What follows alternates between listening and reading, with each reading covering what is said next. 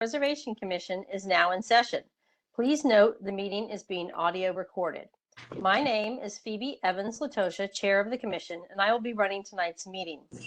We are your volunteer representatives appointed by our county councilperson or county executive and entrusted to monitor renovations and additions to our Baltimore County historic resources. The LPC reviews and approves nominations to the Baltimore County Preliminary Landmarks List, comments on National Register nominations, reviews all exterior alterations within county historic districts, and is charged with evaluating Baltimore County historic tax credit applications. Would the commissioners please introduce themselves by name and county council district or representation, and we can go in the order listed on the PowerPoint screen. This is Lily Mundroff, District 1.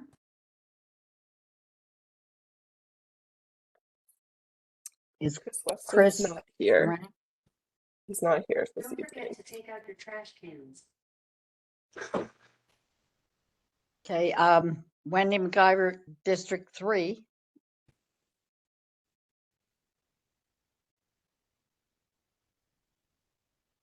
Ted.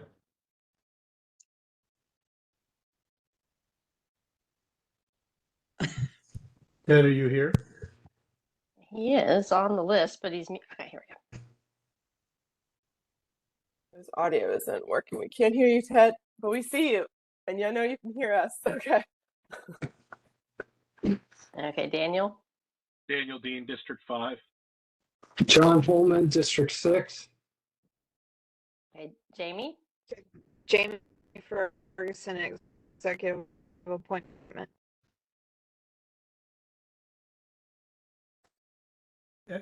Rachel. Raquel. Raquel Munesis, Planning Board Representative. Ed Hort, Vice Chair, Executive Appointment. Vince is not here. Chris Parts, Executive Appointment. Okay, and then I'm Phoebe Evans-Latosha, also executive appointment. Yeah, and just a reminder to all commissioners, if you could please mute yourselves when you are not speaking, just so we don't have any background or feedback. Thank you. Thank you. Now we can please stand as we recite the Pledge of Allegiance. I pledge allegiance to the flag of the United States of America and to the republic for which it stands, one nation, under God, indivisible, with liberty and justice for all. The Landmarks Preservation Commission operates under the authority, standards, and requirements of Title VII, Article 32 of the Baltimore County Code. We refer to the United States Secretary of the Interior's standards for rehabilitation as administered by the National Park Service. This is the accepted national standard for historic preservation projects. Our own Baltimore County Historic Preservation Design Guidelines directly reference and incorporate the Secretary of the Interior's standards for rehabilitation. We have important preservation issues to discuss and debate at each meeting. If you would like to make comments, please limit your comments to the specific application or proposal submission being reviewed. We ask for your assistance and understanding so that the discussion does not digress. As an additional comment, we can all agree that historic preservation is an important aspect of the quality of life and place that makes Baltimore County unique. As commissioners, we serve on the commission due to our expertise, interest, and passion for historic buildings and places, and we review submissions based solely on their merit. While we may disagree in discussion and voting, we continue to be a collegial body that respects each other personally and professionally. Would the staff please provide us with our virtual meeting reminders? Yes. Just a reminder for when offering public comments, the members of the general public had the opportunity to sign up in advance with staff as outlined in the agendas posted online. And this does not apply to applicants, property owners, or project representatives. So speaker sign up starts 1 week before the scheduled meeting. At the appropriate time, staff will announce and unmute those that have signed up in advance. And please keep your comments within 3 minutes. We do have a long meeting tonight. And those persons who did not wish to speak at the meeting also had the opportunity to convey their thoughts through written comments that were submitted to LPC staff. And then this written testimony was circulated to the commission members, and we will mention at the appropriate time if a project had any written testimony.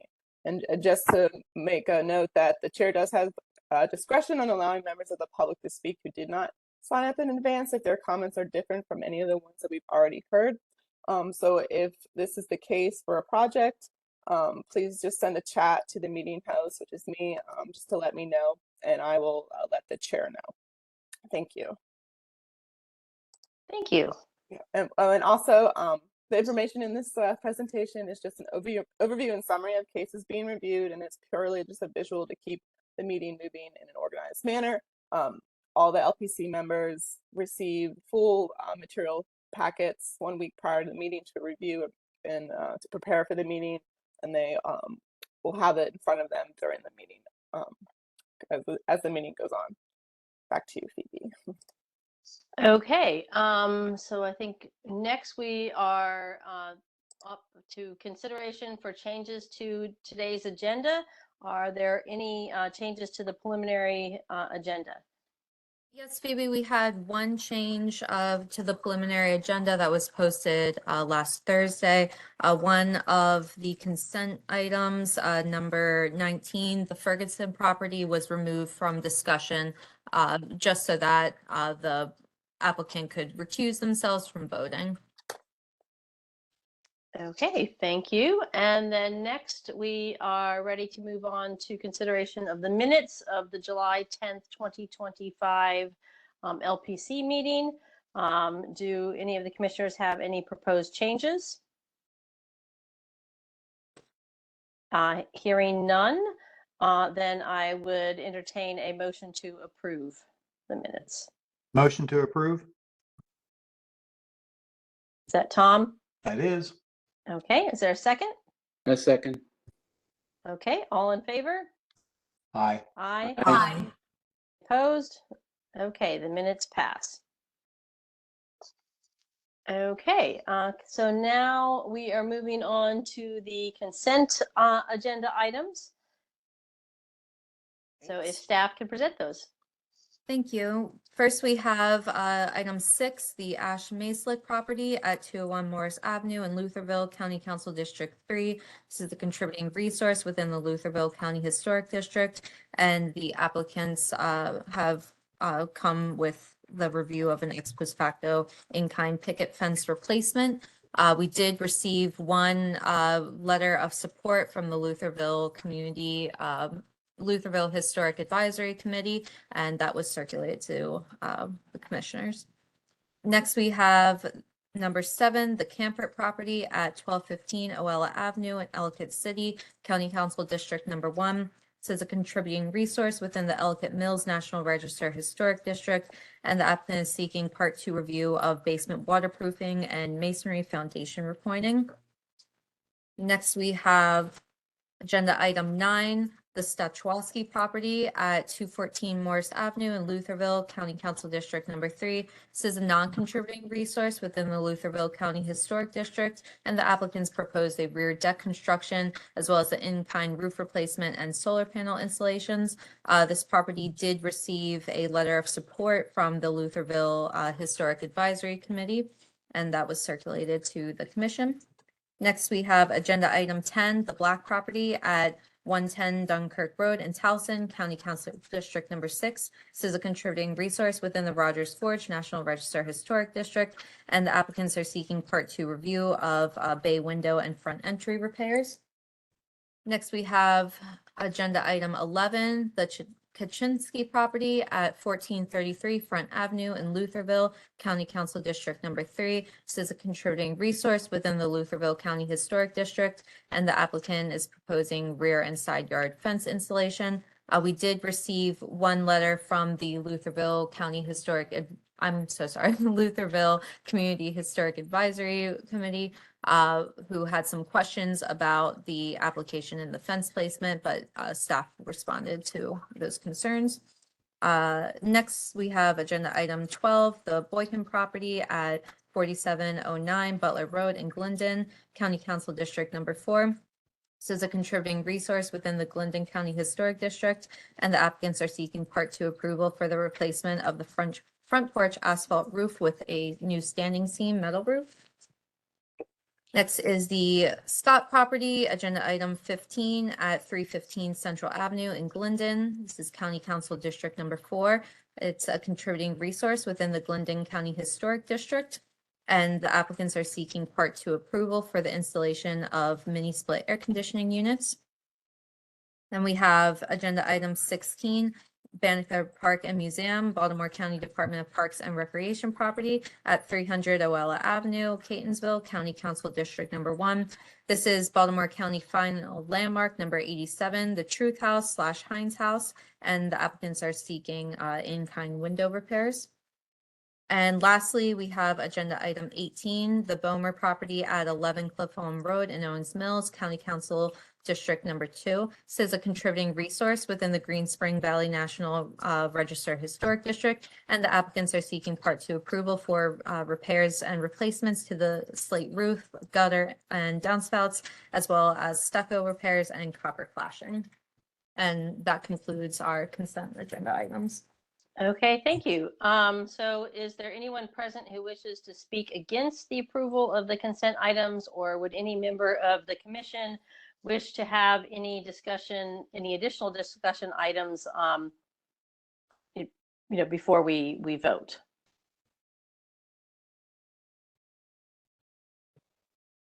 Okay, hearing none, then I will entertain a motion to approve the consent agenda items as submitted. I move that we approve the consent agenda items as submitted. Second. Okay, we have a motion and a second. So then we will go with a roll call vote. Great. Do we have Chris Parts, please? Yes. Dan, Yes. Ed, Yes. Jamie, Yes. John, Yes. Lily, Yes. Raquel, Yes. Ted,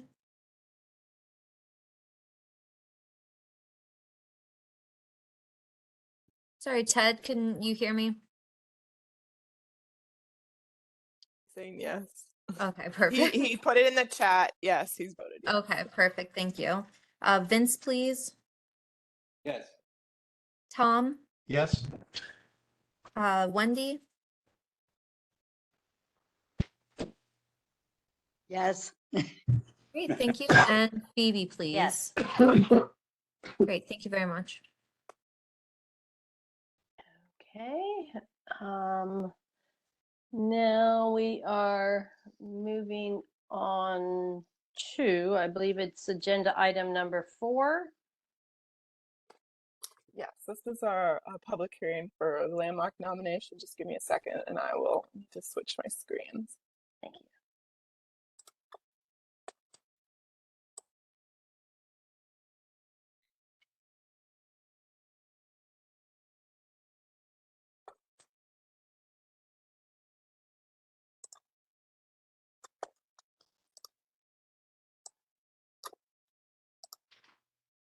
All right. Welcome and thank you for attending this evening's public hearing on the Murney House for inclusion on the Baltimore County's preliminary landmarks list. Just some background for those who are in attendance that are not familiar with their landmark nomination process. This public hearing process is conducted for all landmark nominations. Qualified staff conducts additional research beyond the information presented in the nomination in order to determine the significance and historical integrity of the nominated property and review the justifications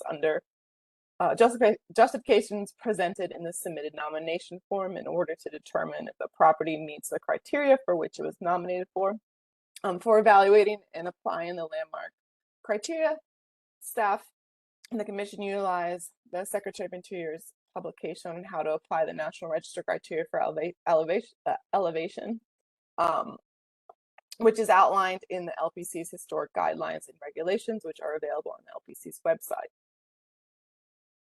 So for this nomination, it was a third-party nomination submitted by Ruxton resident Mr. Joseph Cole, and the nomination was submitted for 3 of our criteria under criterion 1 for association with a person, group, event, or series of events of a historic person importance criterion 2, which is a distinctive example of a particular architectural style, period, or type of construction, and criterion 3, distinctive example of a work of a noted architect.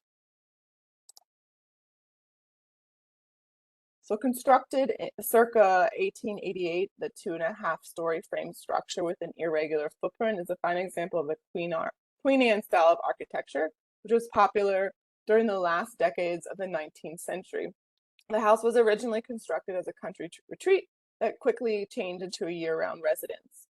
The property's proximity to the railroad provided the area's residents with efficient transportation to downtown Baltimore. Ruxton evolved from a farmland to early commuter suburb, which the area attracted prominent professionals. The Maroney House was a family home to many over its 130 plus years. A violinist, a doctor, and an artist. In addition, a spice company was founded within its walls. The property is currently vacant and was recently purchased by a new property owner after foreclosure. Despite its fair condition, the house maintains its material integrity. The Maroney House stands on level ground at the southwest corner of Ruxton and Liriondale Club Roads in Baltimore, Maryland. Located in the suburban landscape, the dwelling is situated in the southwest quadrant of the property, and it's bounded by Ruxton Road to the north and Liriondale Club Road to the east. The property does have one small frame outbuilding, which is located along the western property line. So the land that the Maroney House is located on was originally part of a 200-acre land grant known as Young Man's Adventure, which derived its origins from a 1694 warrant to Thomas Hooker. The land that comprised of Young Man's Venture passed through several generations of the Cole family from 1704 to 1847. With the death of Philemon Cole in 1838, the now 243-acre property was advertised for sale by public auction in 1845. The property didn't sell until 1847, when Edward Ryder Sr. was the highest bidder. In 1859, Ryder Sr. sold a 42-acre tract to his neighbor to the west, Henry Heiser. Heiser owned a 183-acre portion of the Bosley's Adventure land grant, and he purchased in 1855. Bosley's Adventure bordered Young Man's Adventure to the west, and the area that Ryder Sr. sold included the western portion of Young Man's Adventure lying between Rolling Run and the railroad. Henry Heiser's Bellevue can be seen on the 1857 Taylor Atlas.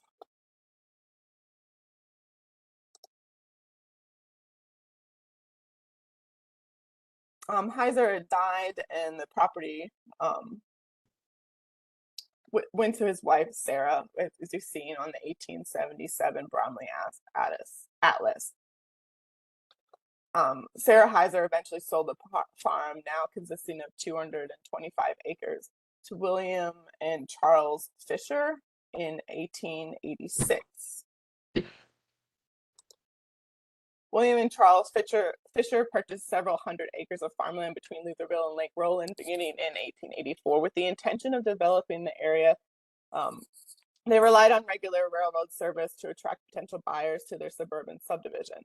By 1887, Ruxton reportedly was in the process of being planned, surveyed, and built. Land records refer to this area as Ruxton Park. However, there was no formal plat or plan that was found when I was doing research for this survey. The Fisher development consisted of more than 200 lots ranging in size from 1.5 to 12 acres, and sale prices range from $200 to $500. The 1898 Bromley Atlas illustrates various size lots that were carved out. The lot 10, just west of the railroad tracks, was the approximate location of the present Maroney House. Though it was not shown, it is not clear why it was not identified when the language from a 1888 deed mentions that the house would have been built immediately after conveying the land. So in 1888, William and Charles Fisher conveyed a portion of the property to Dennis F. and Susie Maroney. Mr. Maroney was the general superintendent of transportation for the B&O Railroads. Records indicate that the present house was constructed sometime after 1888. Covenants in the deed mention that a house is to be erected and on the said property, commencing immediately and processing with due expedition a dwelling house after the design and by the specifications made and furnished by Thomas C. Kennedy. So on October 9th, 1900, Dennis Maroney and his wife, Susie, conveyed the property to Jean Christian von Holstein and his wife for $5,500, which would be around $207,000 today. Van Holstein was a noted Dutch violinist who taught at the Peabody Conservatory, and he was also the first chair violinist and for the Baltimore Symphony Orchestra in the early 1900s. On March 13th, 1906, Van Helstein conveyed the property to Dr. Frank Dyer and his wife, Frank Dyer Sanger and his wife, Grace C. Sanger, for a little over $4,000. Dr. Sanger and his wife were married in 1905 and purchased the house as their primary residence. They subsequently had 4 sons. Dr. Sanger was a professor emeritus of rhinology and laryngology at the University of Maryland Medical School. Additionally, at the time, he was the consulting laryngologist for 8 Baltimore hospitals. He studied nose and throat conditions in Berlin and Vienna, and according to his obituary, is said to have been the first physician to institute modern methods of tuberculosis treatment in a Baltimore hospital. Grace Cochran Sanger was recognized in her time as a skilled portrait painter. In addition to painting, she also worked as a book and magazine illustrator. Grace Sanger received her training under William Merritt Chase, Hugh Breckinridge, and Howard Pyle. She painted many prominent members of Baltimore society, and her work was exhibited locally. Sanger seemed to have a peculiar proclivity for and skill for rendering children, which is evidenced through her illustrations of young girls donning hats first read in the Ladies' Home Journal. The Sangers lived in the house until May of 1919, when the property was sold to John W. Wilmer and his wife. The original Maryland inventory form for this property mentions that the Wilmers were the Wilmers that founded the Johns Hopkins Wilmers Eye Institute. However, that is not the case. John Wilmer worked as a clerk for a trust company in 1920, and by 1930, he was an assistant treasurer for an insurance company. The Wilmer family lived in the house for 41 years before selling the property in 1960. As you can see in the 1960 plat, it was around the same time that the original property was divided into 4 lots, with the house being on the current house being on lot 2. In 1960, the property was sold to the McLeans, and over the next 4 years, the property changed several hands, or at least 2 more times. In 1962 to the Eichelbergers, and then once again in 1964 to Richard and Ann Wilder. Ann Wilder was a former art and photography teacher at the Boys Latin School. She was a culinary enthusiast and entrepreneur. In the late 1970s, Ann and her friends started a spice enterprise called Van's. The pair began mixing their own spices in Ann's house and selling them at church bazaars and other events. And then pretty soon they launched Van's Spices and began selling to local grocers such as Growls and Eddie's Market. The company was incorporated in 1981, and it flourished despite operating in the same town as McCormick. Mrs. Wilder was frequently honored for her spices, earning an Entrepreneur of the Year award from the International Association of Culinary Professionals in 2004. And then by 2006, when Vans was sold to an investment partner, it had become a $4 million business, producing more than 250 blends, as well as many private label lines for Martha Stewart, Chef Michael, for Wegmans, Zabar's, and Baladucci's. She continued consulting for the company until her death. Today, Vans Spices supplies spices and spice blends nationally to premier grocery chains and smaller specialty stores. Ann Wilder passed away in 2009, and her husband Richard passed away in December of 2022. And the house had remained in the Wilder family until it was foreclosed earlier this year. So the house was constructed in the Queen Anne style, which was popular during the last decades before the turn of the 20th century. And the Queen Anne style sort of epitomizes the architecture of the Victorian era. If you think of Victorian era, you probably are thinking of the Queen Anne style. It's got a very distinctive form. It has abundance of decorative detail. Sometimes there's corner towers, expansive porches, and there's usually some richly patterned wall surfaces. So they are very easily to identify. So in Queen Anne buildings, there is an emphasis on the playful use of different building materials. Sometimes you would see first floor might be brick, the second floor might be cyco or wood. The roof was often had intersecting gable roofs with opportunities for dormers or turrets. The windows were often multi-paned. Sometimes they were stained glass. There's also wooden spindle work, usually applied at entryways and porches. In the effort to make the building look somewhat half-timbered, and medieval architects would place a greater emphasis on the second story to draw the attention, thereby applying several layers of different shaped shingles. The house exhibits several different types or combinations of those original multi-pane Queen Anne style windows. The Maroney house definitely exhibits many of this Queen Anne defining features, such as asymmetrical footprint, multi-pane windows, intersecting roof gables with decorative front porch, prominent protruding bays, dormers, and patterned shingles. And despite the house's current condition, it exhibits a great level of material integrity with its German siding, slate roof, and original wood windows and shutters.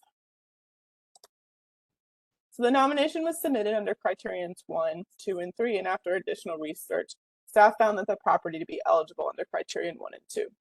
And from research, the most notable owners appear to have been Dr. Frank Sanger and his wife, Grace Sanger, that occupied the house from 1906 to 1919.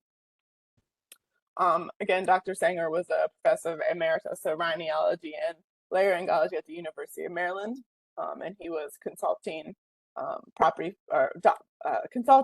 doctor for 8 Baltimore hospitals, and noting that he had been the first physician to institute modern methods of tuberculosis treatment in a Baltimore hospital. And again, Grace Sanger was recognized at the time as a skilled portrait painter. So the historic setting for the Maroney house no longer exists. The present property is a result of the subdivision of the former 2-acre lot in the surrounding area, which was common trend locally and nationally, and follows the historic development patterns in the area. Overall, the present setting, the house still remains in its original orientation and location. And despite its fair condition, the structure, due to the years of deferred maintenance, the house maintains integrity of workmanship, materials, design, which is exhibited in the wood German siding, wood windows, slate roof, and porch elements.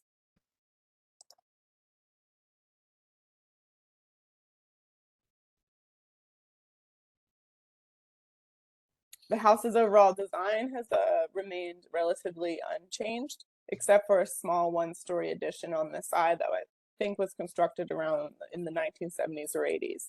Apart with the side addition is sensitive to the main block of the house, using several details on the main house within the addition. So the character defining features of its Queen Anne style are still intact, such as the multi-pane wood windows, irregular footprint, multiple roof pitches, porch details, and siding patterns. The current visual appearance of the house is most likely very similar to what it would have looked like at its time of construction. Due to its retention of design, materials, and workmanship, the house has retained integrity of feeling and association. The lack of modern materials and other alterations has allowed the structure to be viewed as a product of its time and its style of architecture. Thus, the property meets criterion 2 as a significant example of the Queen Anne style. The nomination did suggest that the house was designed by the firm of Wyatt and Sperry. However, staff was unable to confirm that. Staff did consult with the nominator regarding his source, and he noted that there was a news article from 1887 that mentions several homes in the area being designed in the Queen Anne style by Wyatt and Sperry, but the date of 1887 appears to be a little early for this property and contradicts the language that was found in the deed that conveyed the property to Dennis Moroni, dated in October of 1888. And then that deed refers to a Thomas C. Kennedy as the architect.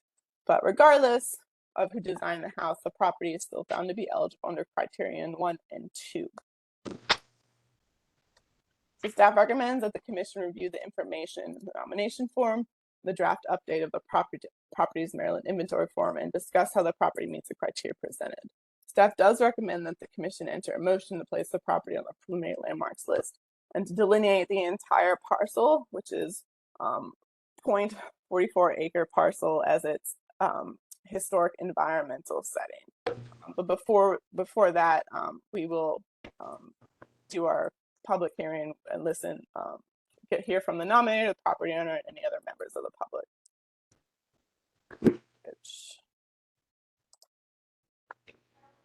So first we will hear, so we have no pre-registered speakers. We did have a letter of support for the nomination from Councilman Patoka, as the property is located in his district, and we have no other letters received prior to the hearing tonight.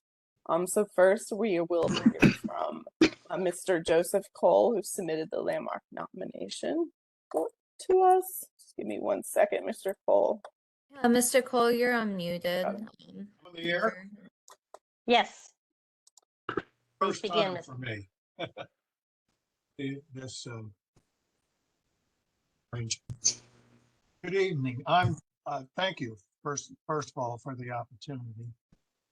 I'm Joseph Cole, Ruxton resident since 1996. Caitlin gave an excellent presentation of all the history, which I was going to go over again. I'll spare you that. 1963, I witnessed the demolition of the Ruxton Railroad Station, and I was in the St. Paul school bus at the time. It was demolished because our community didn't show the resolve to keep it. And this was at a time before preservation became as active as it is now. No community can successfully survive if it doesn't respect special assets that give it character, stability, and endurance. I couldn't explain it at the time, but witnessing its destruction to me was a real downer. It was sad to see part of our local history, physical connection to the past, to be so disrespected. The Moroni House stands at the very visible center of Ruxton as a historic streetscape asset. That's a tone for our collective community. It is unique because of the construction elements have not been altered, compromised over many years. The original fabric of the house remains due to its high quality care until when it has left as the photo. Deserves to be recognized, restored, and protected by landmark list. Thank you very much. Thank you, Mr. Cole. Do we have the property owner? Yeah, yes, we do. Ms. Cassandra London. Yes, good evening, everyone. Yes, I'm here. Thank you for having me. I just want to say that I am truly honored, first of all, to be the new owner of this property after learning so much about the history. I take all of that into account, and I don't take it lightly. I've been purchasing properties and renovating them throughout Baltimore City and County for over a decade now. And when I found this home, I honestly fell in love with all the architectural design and the uniqueness about the property, but I will say that I wasn't fully educated into all of the history that comes along with this home. But no matter what property I do purchase, I do take into account, architecturally what the house looks like, any information that I do get to gather from neighbors and so forth. But prior to purchasing this, which was just last month, I was not aware that it was even going to become nominated. I know that it once was, and it was removed from the nomination or dropped from a nomination, I believe, from one of the neighbors. And then it became nominated once again within the week of me closing on this property. So I was not prepared to go through this process whatsoever. And now that I'm here and I'm learning more about everything that will go into this, I'm learning a great deal of information I'm not fully comfortable with, especially I'm still gathering some stuff, but just windows alone and all the details that go into it. But I will say this before I go into that. My plans are to truly keep the house as is its original state as I possibly can. I have no plans to go in, gut the house, and change even the interior. You know, the exterior is actually, I see some of the photos, it's not in even this condition anymore. It's a lot worse, unfortunately, than it was before. So I just want to say that I have no plans on going in and I'm altering the true history of this house, even the porch and the things that you guys have mentioned. But there also comes a dollar price with everything that I would have to consider when I do go in and renovate this property to bring it back to its true, I would say, of what it truly looked like, you know, when it was first built. So the restoration process has been very stressful. Just alone on windows is not even 60% of what the quote that I received. They're still working on getting the additional numbers, but it's almost $100,000. So this has been a lot for me to definitely take in and consider. But respectfully, I do plan to do the best that I can to and respect, you know, the property and the history that comes along with it. I'm not just a traditional buy, flipper, and get out. I do care about every renovation that I do. So it would be designed specifically to the 1800s, but still putting a nice spin on it to be a little more modernized in today's world and what people truly want. So so I don't take this lightly, but I am not in favor of it. But I do, as I said, I hope you can understand that I do plan to respect the history that comes along with it and the awesome features that that you guys have presented today. Okay, thank you. Do any of the commissioners have any questions for the property owner?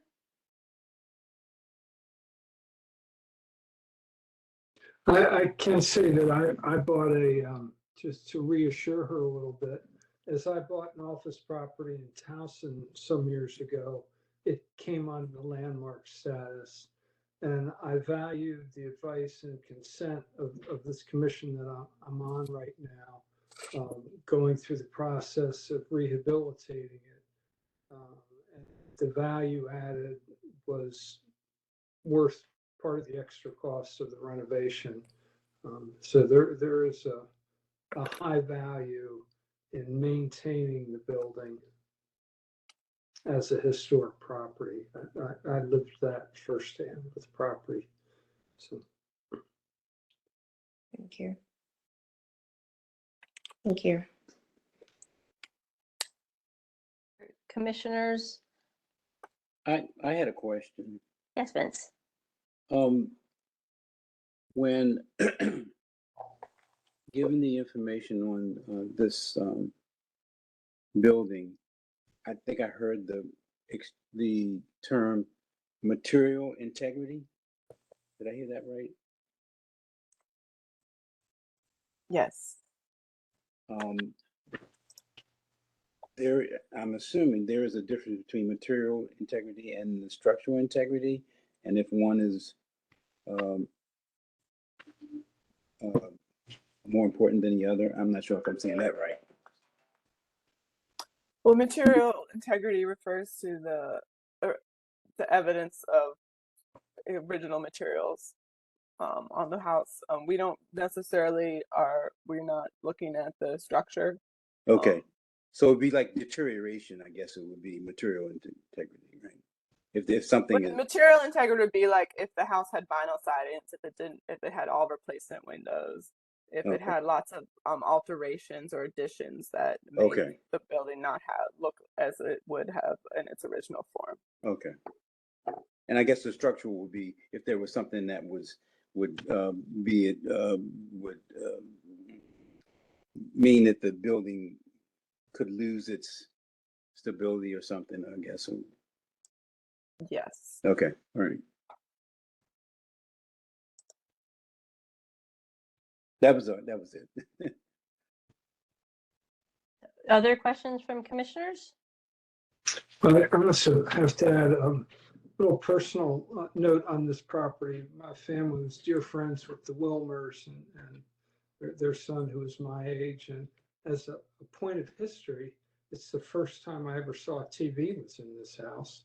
So I didn't see that in Caitlin's write-up of it, but somewhere that should be footnoted.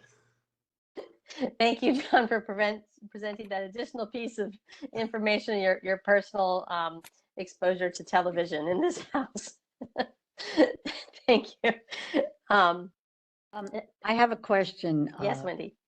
For the new owner, when she was saying that she wants to keep the, basic integrity, but she wants to put it in a little more modern flair or context. Could she explain a little more what that means? Yeah, definitely. So, when I say more modern flair, would be like newer colors or paint on the walls. Like I still want to keep the plaster walls, but I want to say they had a lot more neutral, like whites and creams at that time. But so there'll be different paint. There'll be potential wallpaper in some areas. Checkered floors were used oftentimes in that era, but you don't see it much in this house. But I do plan to reintroduce that to like in the bathrooms area, but more of the newer style checkered versus the small, very small checkered floors, which oftentimes to me are just, they're a little dated. So I would say I would add more of the modern style. But I do, so all of the decisions in the design will still be similar to what was used, but just more of what is used today. Just a point of clarification that the LPC does not have purview over the interior spaces. So the interior, changes, you would be, free to make whatever choices you want in terms of wallpaper and, kind of tile selection. We're particularly concerned more about the exterior. Yes. So particularly like the windows, you mentioned the windows and, the cost involved in that. So just wondering if you could, following up on Wendy's, question, comment more upon what your plan was for the windows in terms of replacing them in either repairing, it looked like there were some condition issues with windows, whether you've done an assessment of whether the windows could be repaired, replaced in kind with wood windows, or were you thinking vinyl windows?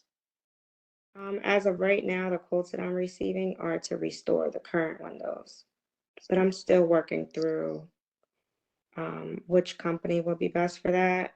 I also am in contact with another company who can potentially replicate the windows, but I'm gathering still additional information to then bring to your department to see whether or not that would work if this were to be if this were to go through. Yeah, and if this does go, does become a landmark, final landmark, then we would encourage you to work with staff, regarding the guidelines. I don't know if you have tested these windows for lead at all, but that can also be a factor for the LPC in terms of that decision between restoring existing windows versus replacing the windows. I'm not sure what the cost difference is in terms of replace versus restore, but lead paint, and given the age of this house, this could have lead paint in the windows. Yes, and also on the side, you know, the I don't know if I should call it siding, but the paint that's on the siding of the house it seems to be lead paint. Now I haven't got it tested, but if I have to go through that, then I would have to add that to my list. But I would assume that it has to be scraped throughout and then repainted, which is a whole nother cost that I'm waiting on as well. Yeah, I would suggest to you that you contact an architect so that they could help you put the whole package together. It will ultimately save you money and save you time. Somebody who's familiar with restoring a building. I have a point of order. I mean, we're Yes, Ed. talking today about should this be on the landmark list, not on the individual components and how they're treated is interesting, but I think that's something that could come later. Right now, we're saying, is this building eligible for landmark status?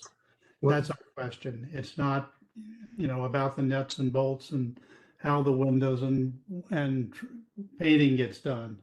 I mean, it's interesting, but it's not pertinent to today's meeting. Today, I think we should focus on the matter at hand. Is this eligible for landmarking in Baltimore County? Thank you, I Ed. think, and I would say, I think it is absolutely is. It's a wonderful house. I think it's in incredibly good condition. I mean, it needs some painting. It needs some repairs. It looks like the windows were protected by wooden storms. So they're going to be in better condition than they would have been if they hadn't been protected by those storms. At least that's what it's like to me. So anyway, I think this building is in great shape, maintains the integrity, and should be landmark. Thank you, Ed. See that Lily also has her hand raised. If you could, your question, Lily. Yes, I have a question for staff. Is there a difference between, or is there an option to have a historic environmental setting only on the exterior of the house that protects all of the, everything on the exterior, but gives more flexibility to the interior? Or does that only come with the preliminary landmarks listing? So the setting would be the exterior of the house, but then also include the property. So for any like sheds or other accessory structures or fencing would have to be approved by the commission. So that doesn't include the interior at all, unless there was a tax credit application for like. But are they combined? They would have to be together.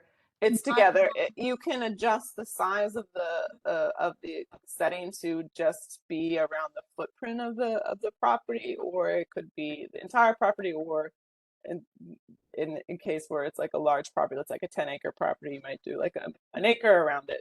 But you can, as a commission, vote to have it smaller, just be around the footprint of the property. I think we're not. But you would never have just the historic environmental setting without it being a landmark. That's what I'm trying to understand. You mean just the setting and the building not be a landmark? Well, the exterior of the building is protected, but having the flexibility inside to do what they need to do. Well, yes. Could I interject something? We, as the Landmark Preservation Commission, only focus on the exterior. We don't have purview over the interior, no matter what we do. If it's a landmark, we only look at the exterior. We can include the grounds if we think they're intact enough and have, and I think this case does. But I think that we're not looking at the interior anyway. Yeah, we don't have purview over the interior, but some of the interior work may be eligible for tax credits, the historic tax credits. I think that's the distinction. So I think, staff, did you have anything else on that? And then Daniel Dean has his hand up. Nope, Ed answered it. Okay, so Daniel? Hey, just a quick question for the homeowner. As you mentioned, you had purchased properties before you purchase and renovate properties. Just on your end, was this nomination in place prior to closing, and was a hearing set prior to closing, as your knowledge, as far as the homeowner? Because I believe No, this was placed in well before, especially the nomination and the hearing before a closing date, if I understand correctly. it was not. It was not. It was once before listed, and there was a hearing in place, and then it went through another foreclosure, which it fell out. But I called it and I was told that it was removed. It was no longer being requested to be nominated. So then when it went back under contract, this was not even a thing. So it just so happened to come about within a week's time of me going to closing. So it was either I'm gonna lose thousands of dollars and not go to closing because I'm under contract, or now I gotta close and now I gotta deal with this. So no, this was not something that I had that was in place. So it was within days of that I had to be a settlement. And I just want to clarify, because it is a public hearing, it is being recorded. If anybody were to do any articles or anything like that, I just want to verify that aspect. And just looking at the dates on the paperwork, can I verify with staff that this was nominated prior?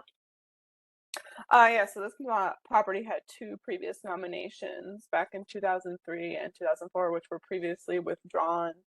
And then this most recent one was a new nomination that was submitted to us in June. The schedule was scheduled. The hearing was scheduled back in mid-June, but the sign was not posted because of our code language. It can't be posted until 30 or 40 between 60 and 45 days before the hearing, which was in early August, end of July. Yeah, I just wanted to clarify, because I agree with Ed, it does fit the nomination status. And then if we do nominate this, I just want to make sure everything's kind of transparent on our end during our decision. Thank you, Daniel. One other point of clarification for staff. So those previous nominations that were withdrawn, did they have public hearings at all, or they were withdrawn before having a public hearing? They were scheduled for public hearings and a sign was posted, but then they were withdrawn Okay. prior to. So this is its first public hearing. Correct. Okay, and our first opportunity to have this come before us. Thank you. Yeah. Okay, yes, Ed? I have another point of clarification. What we're here today for is to determine if this meets the qualifications for a landmark. The county council will eventually get this and can make other determinations based on other issues. But we're the experts, historic experts, that are supposed to vote on whether this house, this wonderful structure, meets the qualifications and the standards for being landmark. That's our charge today. Okay, thank you. Are there any other questions from the commissioners, either for the property owner or for the applicant? Okay, hearing none and no other points of discussion, I would entertain a motion regarding the property. I move we approve. Could you clarify a little bit more what you mean? Are you wishing to follow staff recommendation? I move that we add this property to the landmarks preservation preliminary landmarks list. Under criterion 1 and 2? Under criterion 1 and 2. Thank you, John. Second. Yeah. Thank you. I think Daniel was the second. And including the historic environmental setting? Yeah, thank you, Lily. My understanding is that comes with it as part of the package. We need to state it. Yeah, if you could state I mean, that, you can John. delineate it larger, smaller, but We just do the site. So John, that's your motion. Would you like to include the historic environmental setting in your motion? Yes, I'd be happy to amend my motion. Okay. I'll keep my second. Thank you. Is there any other further discussion? Okay, hearing none, then I would call for a roll call vote. Great, thank you, Phoebe. Could we have Chris Parts, please? Yes. Dan, Yes. Ed, Yes. Jamie, Yes. John, Yes. Yes. Raquel, Yes. Ted. Ted is in the chat. He says yes. Vince, please. Yes. Tom, Yes. Wendy, Yes, and Phoebe, please. Yes. Great, thank you very much.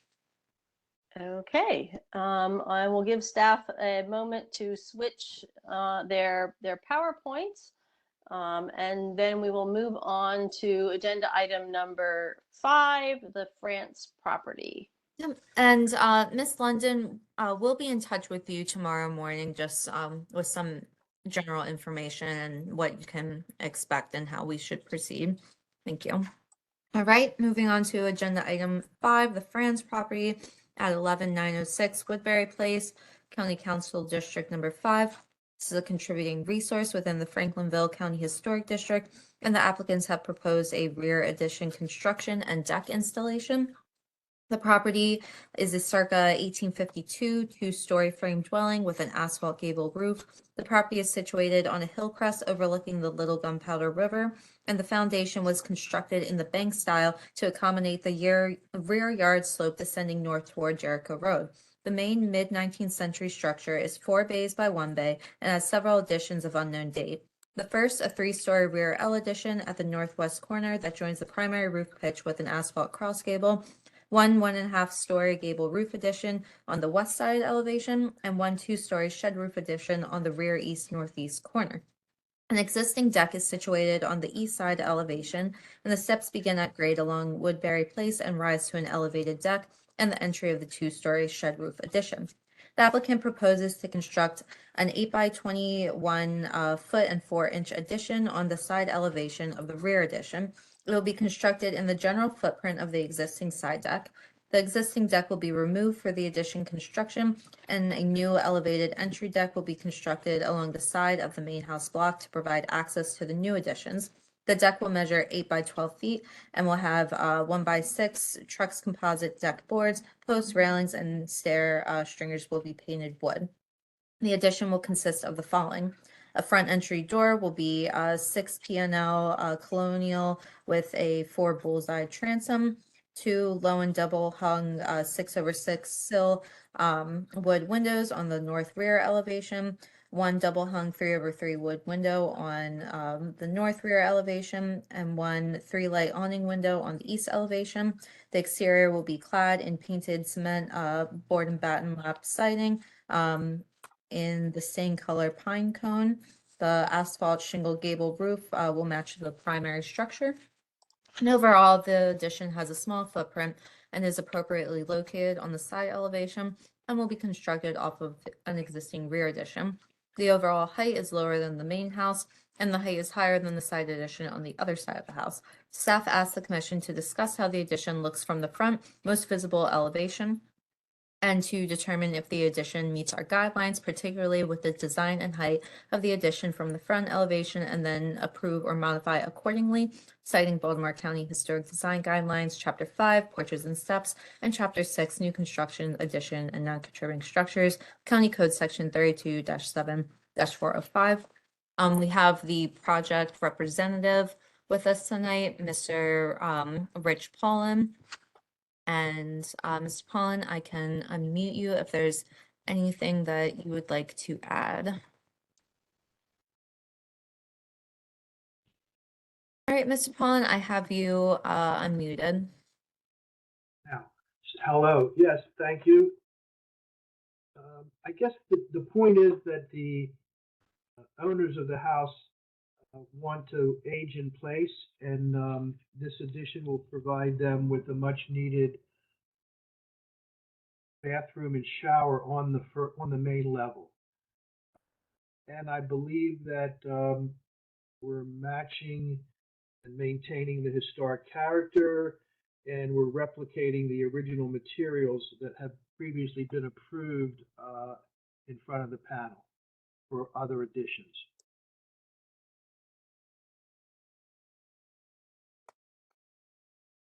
Okay. Do any of the commissioners have additional questions for the project representative?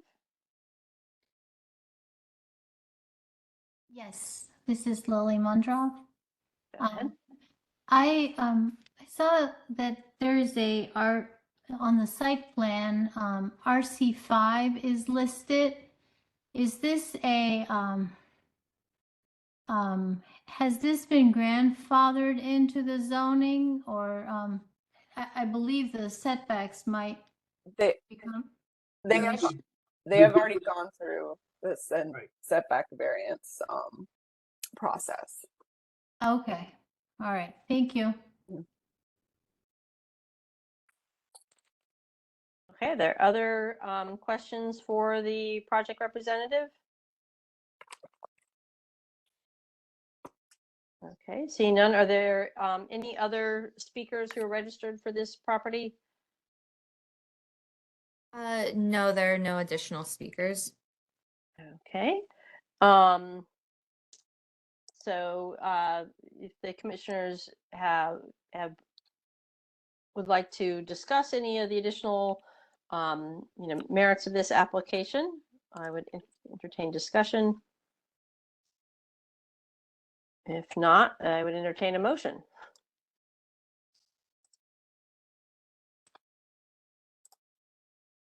I make a motion to approve staff recommendations. Second. Yeah. I think the staff recommendation was to determine if the addition meets our guidelines. So if you could specify a little bit more clearly, Lily. So I move to approve staff recommendation that the addition does meet the guidelines in regards to height, massing, and front elevation. And so would that be to issue a certificate of appropriateness to proceed? Yes. Yeah. I move to issue a certificate of appropriateness. Okay. Is there a second? Yes, I'll keep my second. Thank you. Thank you, Chris. Any further discussion? If not, then we will have a roll call vote. Great, thank you, Phoebe. Could we have Chris Parts, please? Yes. Dan? Yes. Ed? Yes. Jamie? Yes. John? Yes. Lily? Yes. Raquel? Yes. Ted? Yes, there's Ted's response. Vince, please. I'm sorry, yes. Thank you, Vince. Tom? Yes. Wendy? Yes. And Phoebe, please. Yes. Great, thank you. All right, moving on to agenda item 8, the Hensler property at 11908 Jericho Road, Upper Falls, County Council District Number 5. This is a contributing resource within the Franklinville County Historic District, and the applicants have proposed a rear yard fence installation. The property is a circa 1853 two-story frame dwelling with an asphalt gable roof and centrally located brick chimney. The house is one of several identical workers' houses constructed by the Franklinville Company. The owners wish to install approximately 280 feet of 6-foot black aluminum fencing to enclose the rear yard space. The fence will begin at the northwest and southwest corners of the house and extend west along the rear property line. The rear property backs to the Franklinville United Presbyterian Church, where an existing run of chain link fencing extends north-south. The proposed aluminum fencing will be placed in front of the chain link fence. The property has several runs of existing fencing, including a 6-foot wood stockade fence along a portion of the north side yard that separates the gravel driveway from the neighboring property at 11912 Jericho Road, and an existing run of 3-foot wood space picket fencing along the east front and south side yard spaces. Including the church-owned chain link fence, there are 3 existing styles of fencing on the property. The addition of an aluminum fence would introduce a 4th fencing style and a 3rd fencing material to a lot that is under 1 acre. Staff would like to note that the rear yard is not highly visible from the public right-of-way along Jericho Road or Franklinville Road. However, the proposed fencing style and material is not in keeping with the existing wood fencing on the property. Staff is concerned with the visual overlap of the existing chain link fence owned by the church and proposed space railing aluminum fencing along the rear property line. While the black aluminum fencing may be permitted as per our guidelines, staff feels that a continuation of the existing wood 6-foot stockade fencing rather than aluminum would be more appropriate for the home and district. Staff asks the commission to discuss the proposed fencing style and material and to determine if the work is compatible with our design guidelines. So staff's recommendation is to vote to issue a certificate of appropriateness with the condition that the fencing be changed from aluminum to wood and match the existing fencing style and material. Citing Baltimore County Historic Design Guidelines, Chapter 7, Fences and Landscapes, County Code Section 32-7-405. And we do have the property owner, Mr. Tom Hensler, with us tonight. Mr. Hensler, I've unmuted you.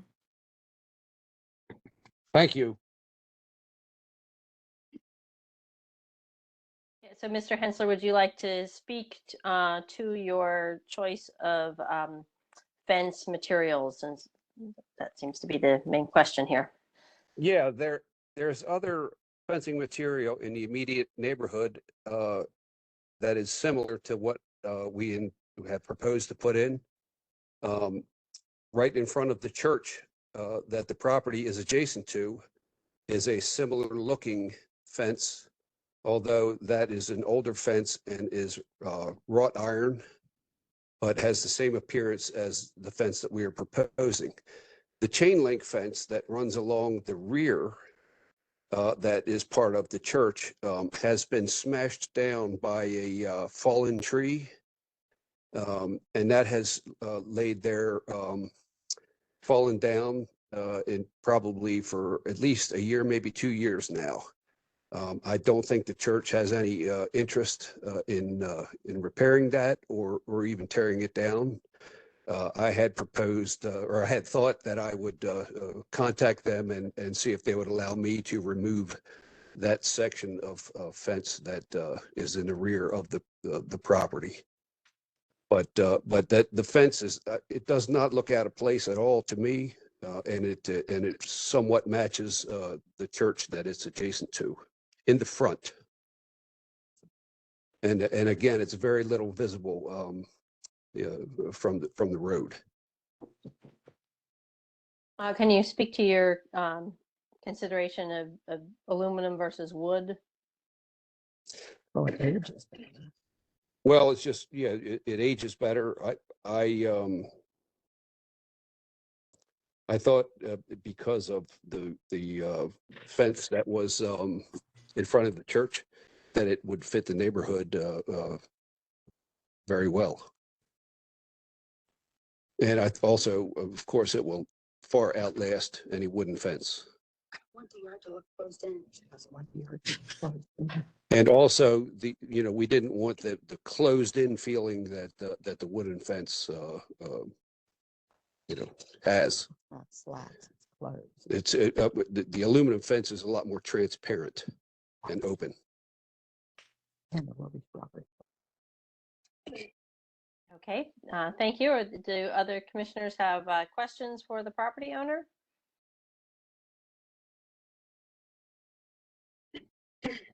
Are there other, hearing none, are there other speakers related to this property?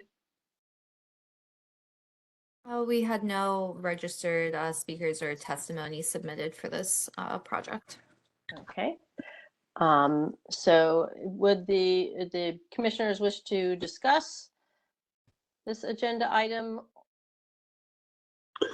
I make a motion that we accept the fence as presented.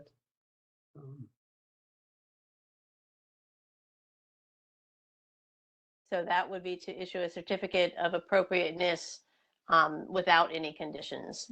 So for the aluminum fence. I would like to maybe amend that motion to perhaps consider doing the fence that runs on the facing the street, those two sections, they can be wood and then let the rest be the metal? Is that a consideration? No. No. It's gonna be too tall. It's gonna be ugly. Yeah. Well, if I may speak, the property. Yes, you go ahead, Mr. Hensler. Again, the aluminum fence is much less obtrusive than the wooden fence. So that was the idea, was to make it not as noticeable and not to block off the neighborhood, to keep it open, and so that the vision can get through. And it has a sense of openness rather than a sense of a stockade fence. Let's see. I think Ed, did you have your hand raised? Yes. And then Daniel as well. Right now, Okay. we just have a motion. We don't have a second, and we have a potential proposed amendment, but no seconds for either. I just have a question for the homeowner. You're talking, the only fence you want to put up is a black aluminum fence on the back property line. Is that correct? No, it closes in the backyard. It's even with the back of the house. So it's the entire perimeter of the house, where it's in yellow on the drawing that's on the screen. Yes, All of that exactly. would be Starting at the back two corners of the house, and the close in the backyard.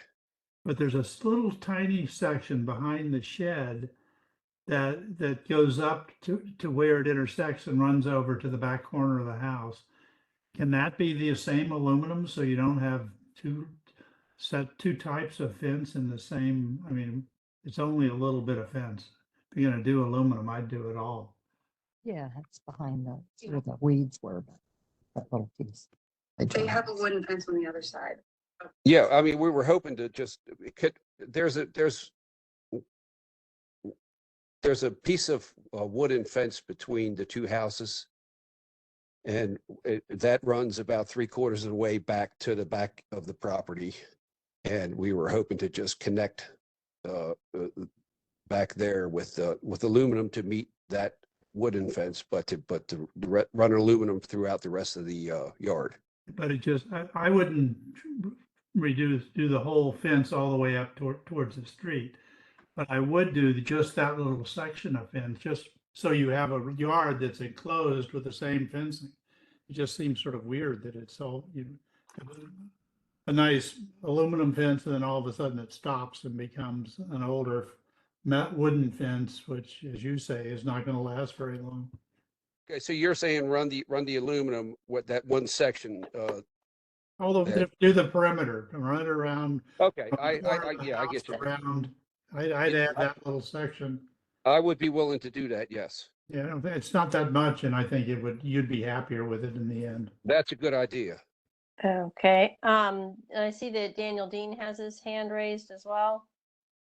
Yeah, not to go against the comments so far, but just to toss it out there for you to think about before we vote. But once again, this had a already existing wooden fence, and it's being changed to be modified to a more modern, and then essentially just a convenient form of fencing. So for the historic guidelines, I mean, the wood is preferred. They have wood there now, and just because a adjacent property might have that, metal wrought iron fence, a black aluminum fence doesn't necessarily meet the criteria aside from that convenience factor.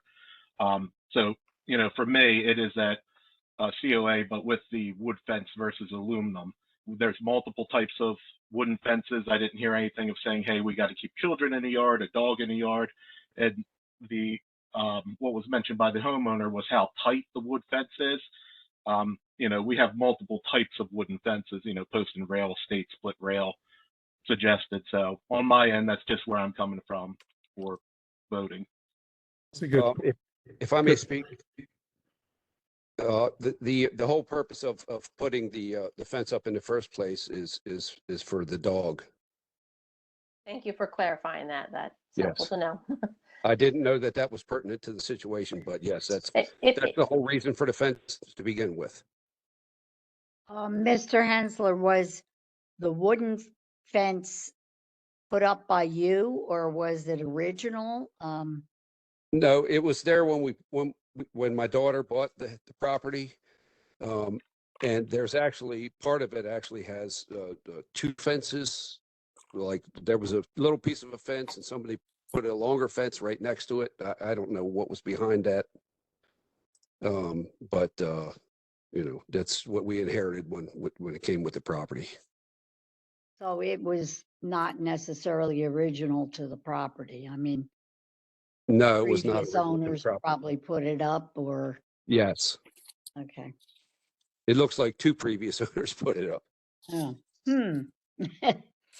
Okay, so getting back to we have a motion from John to issue a certificate of appropriateness for a aluminum fence.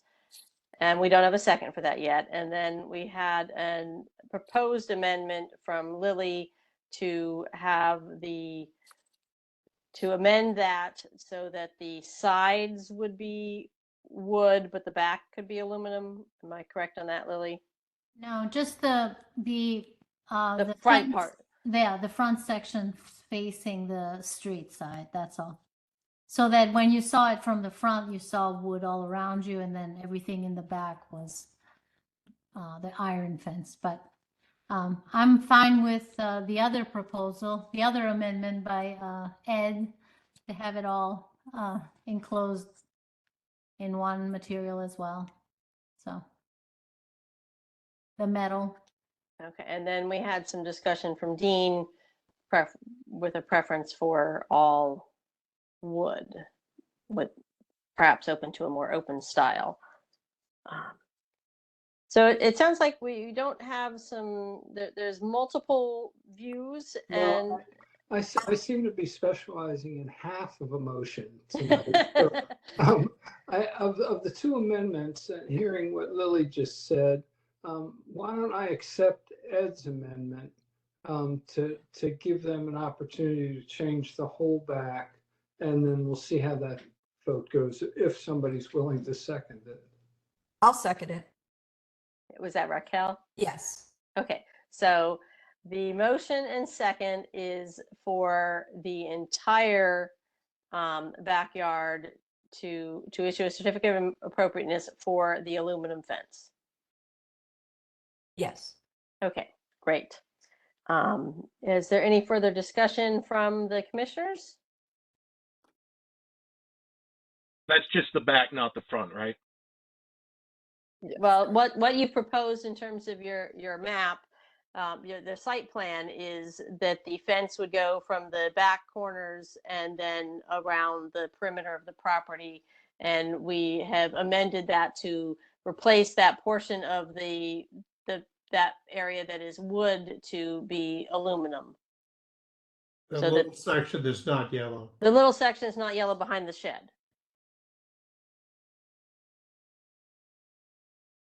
Which we've circled on the screen. Okay, thank you. Okay. So now we've clarified what the motion is. Is there further discussion, or can we call a roll call vote? Hearing no other discussion points, then let's have a roll call vote. All right, thank you, Phoebe. We have Dan, please. Yes. Ed, Yes. Jamie, Yes. John, Yes. Lily, Yes. Raquel, Yes. Ted, looking for you in the chat. He said yes. You said yes. Great, perfect. Vince, please. Yes. Tom,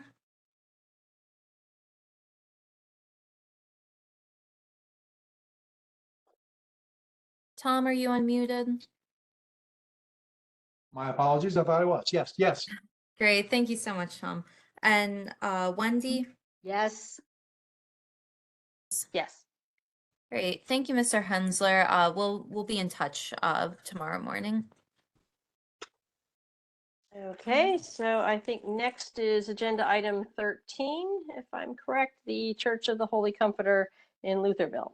Yes, this is located at 120 West Seminary Avenue, County Council District Number 3. It's a contributing resource within the Lutherville County Historic District, and the applicants have proposed hardscaping and landscaping work that includes a pavilion construction, garden wall, signage, and pathways.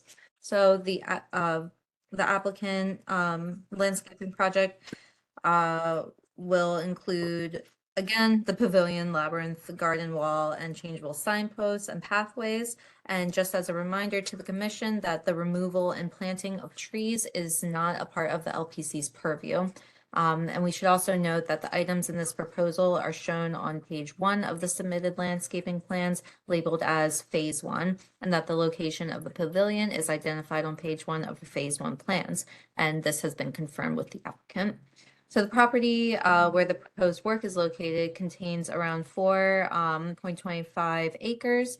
The project location is in the northeastern quadrant of the property to the right east of the large parking lot. The area is heavily wooded and the work will not be visible from Seminary Avenue.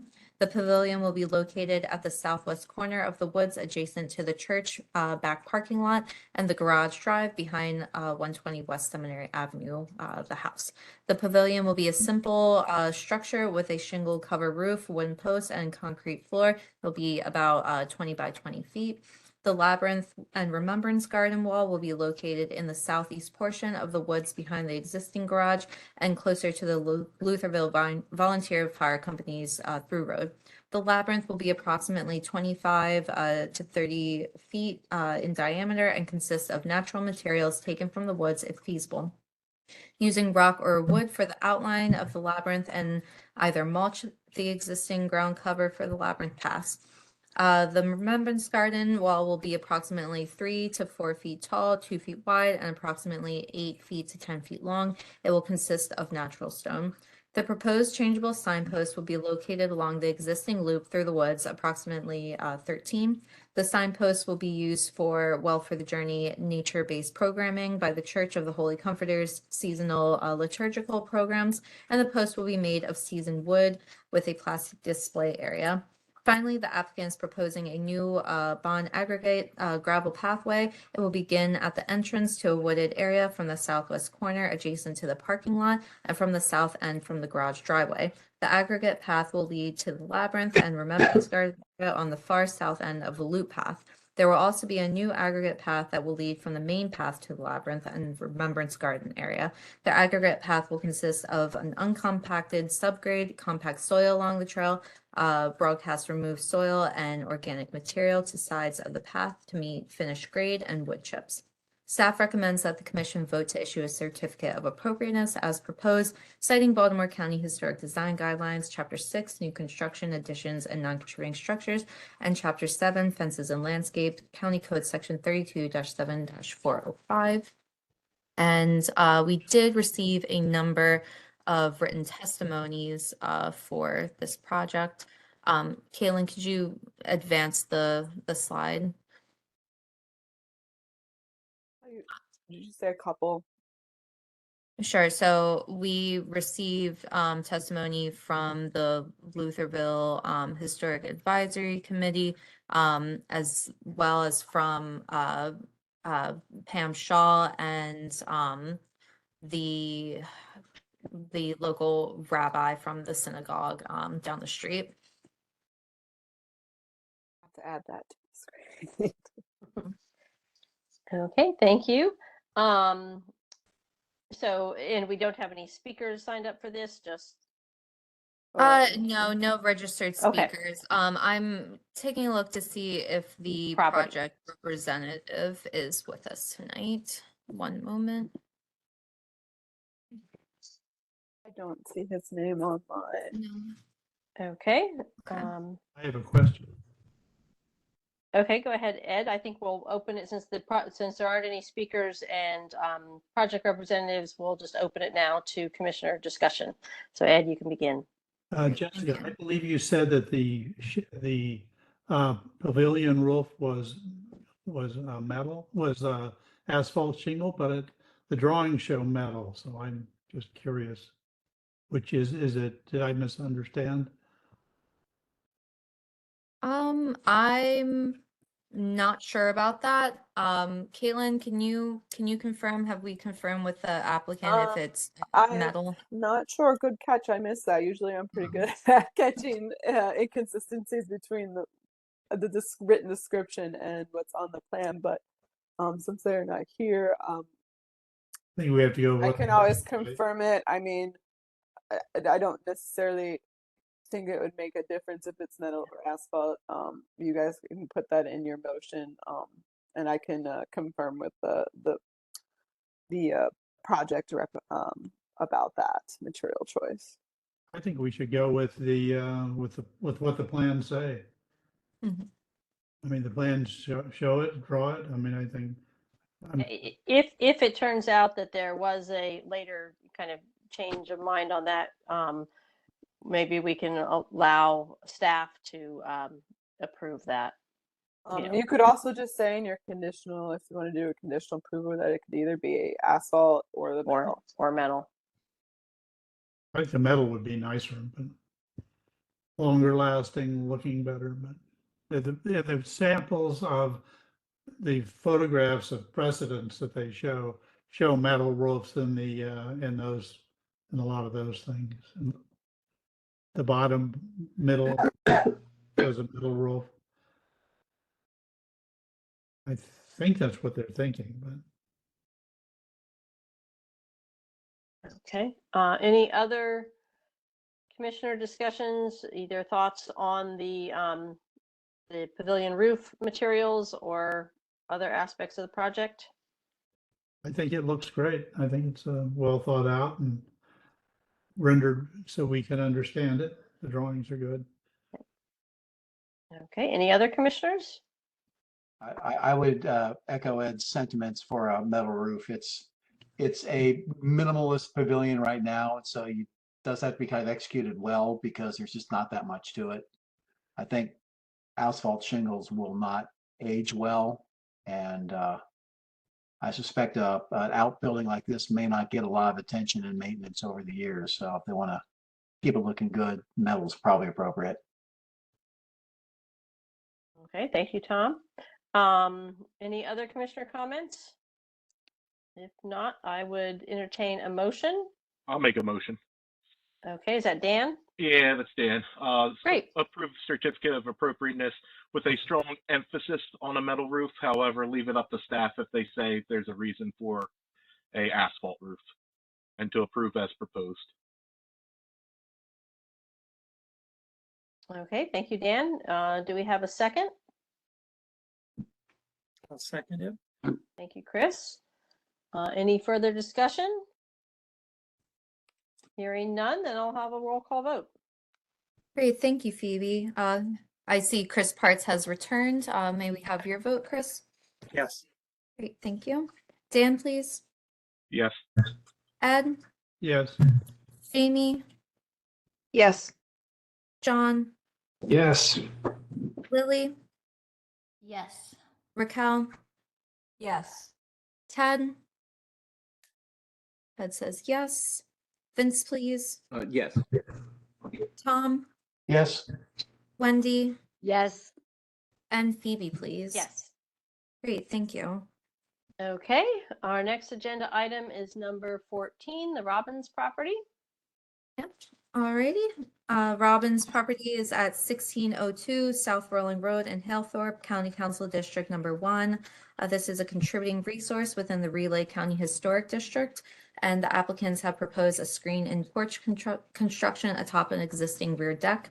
So the property is a two-story Gothic revival dwelling constructed in 1885 in a T-plan with a primary gable and cross gable roof. The house has multiple rear additions. The applicant has proposed to construct a screen and porch atop the existing 21 foot by 15 foot rear wood deck. The existing deck is located on the rear of an existing two-story addition.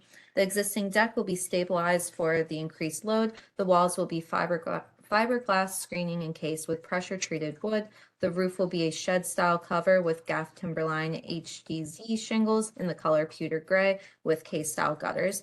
The screened-in portion will be directly behind the house. The visible deck porch on the side of the house will remain uncovered as an access point to the proposed porch.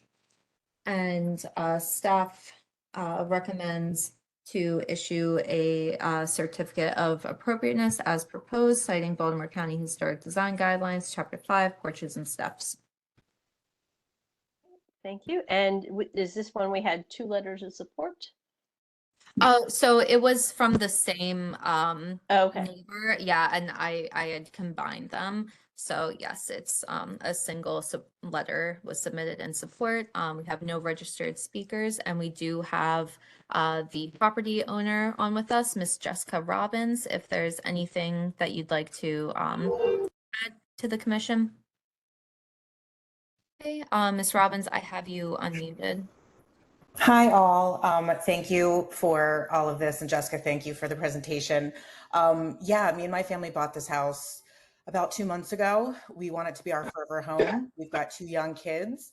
As soon as we bought this house, family members and my mother said that they're handing the torch. Thanksgiving, Hanukkah, all holidays, all birthdays are now ours, which we are very excited about. So we want this to be a joyous place that we can celebrate most of the year round. So that's why we think that this would be great for, fall and spring and those rainy and snowy days. We can still experience the outside in the great backyard. Okay, thank you. Do the commissioners have any questions for the property owner? Okay, hearing none. Is there any other items the commissioners would like to discuss related to this, or not? I would entertain a motion. I move we issue a certificate of appropriateness and allow the work to proceed. Okay.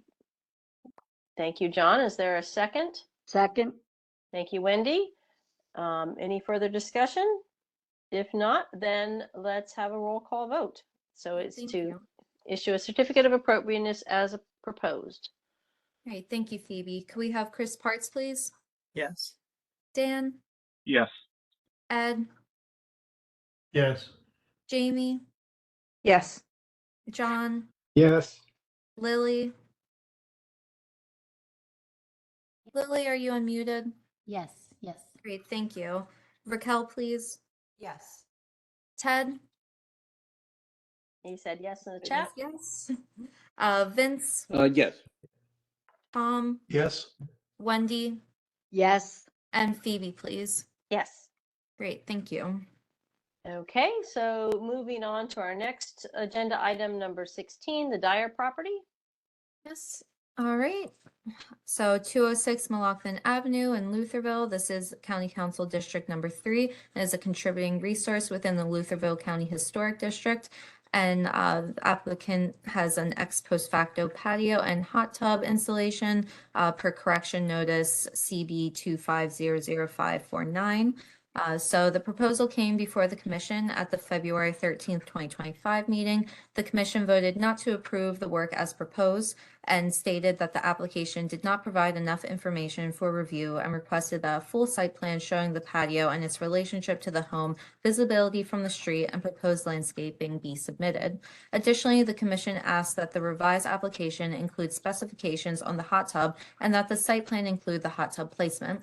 The commission noted that the stamped concrete material may not be compatible with the historic home and district and asked that the revised application include information for a new compatible material such as brick or stone.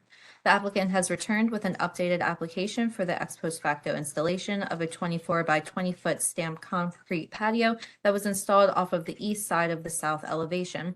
The application does not include any information for a new compatible material. The installed paver style of the existing patio is an Old English slate in the color coal light. Staff would like to note that the home and side patio installation are considerably set back from M'Loughlin Avenue.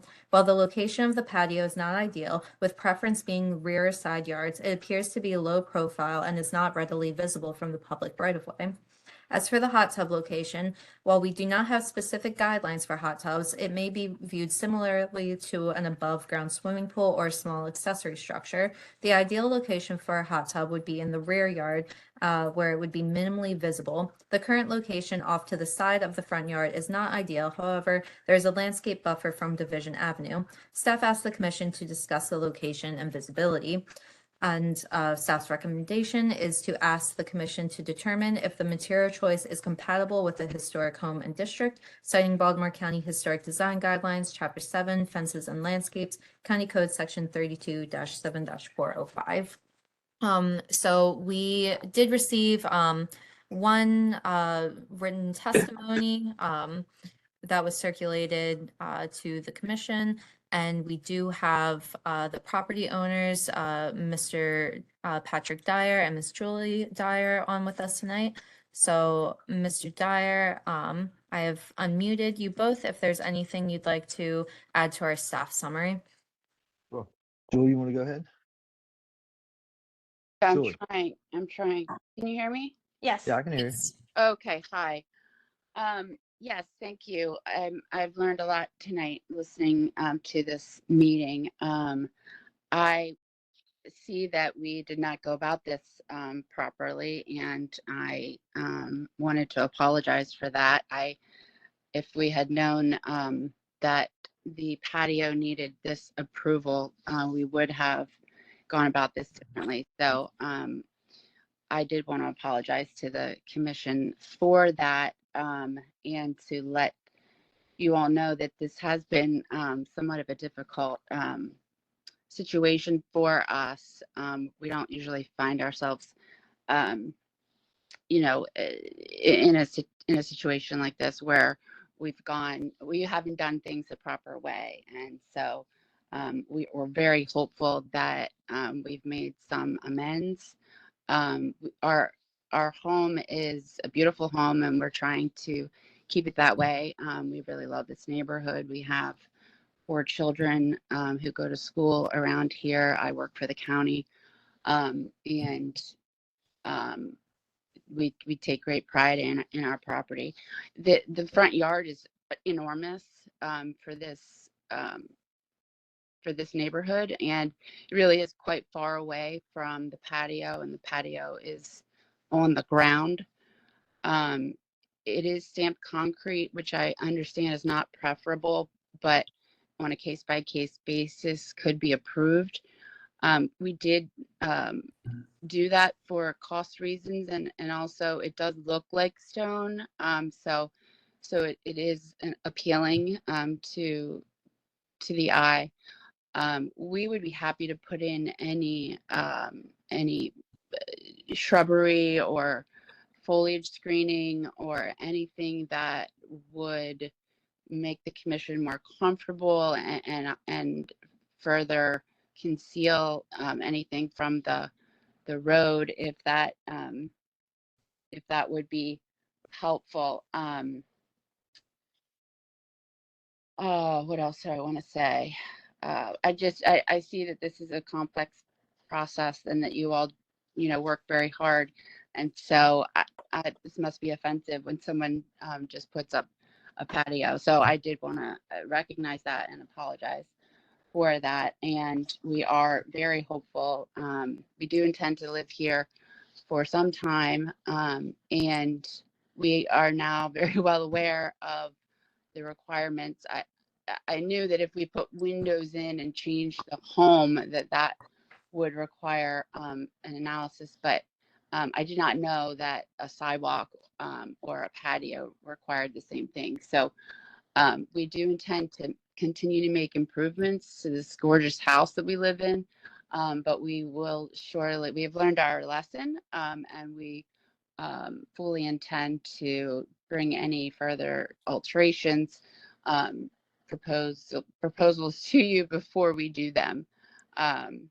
So we have learned, and I just ask that you allow us to keep this. We don't have the money to tear it up and put another one in, so I'm not sure what we would do at that point. So that's all I wanted to say. Thank you. Thank you for your contrition regarding the process, and we would just encourage you in the future, should there be other changes that you wish to make at the property, just to consult with the preservation staff, who can help you through that process, and they're very quite skilled at that.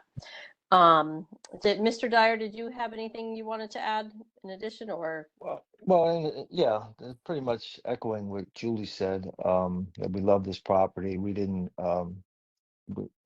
mean to go around anybody. And we're hoping that our proposal for landscaping, and we're going to make it invisible. And even the neighbors, I asked a lot, I asked every neighbor that walks by, and I said, hey, and most of them say, hey, they don't have a problem with it. I even asked our next door neighbor, I said, hey, do you have a problem with this? And he said, no, he said, not at all. So our intention is to make it invisible. And that's what I know. I heard something from the last meeting in terms of getting some shrubbery, or we plan to put some arborvitae. So you won't even be able to see it. Right now, it's so far set back. Even some neighbors said, I can't really see it. So, and it is set down. It was, there was a lot of dirt that was piled up against the siding of the house, and it was really damaging the house. So in a way, I'm kind of glad that some of that got pulled away. And as a result, because all the shingles had to be replaced because they were all destroyed because the dirt was piled up against them. So in a way, anyway, that's all I have to add. Okay, do commissioners have any clarifying questions for the property owners regarding either the patio or the hot tub? And we can consider those separately.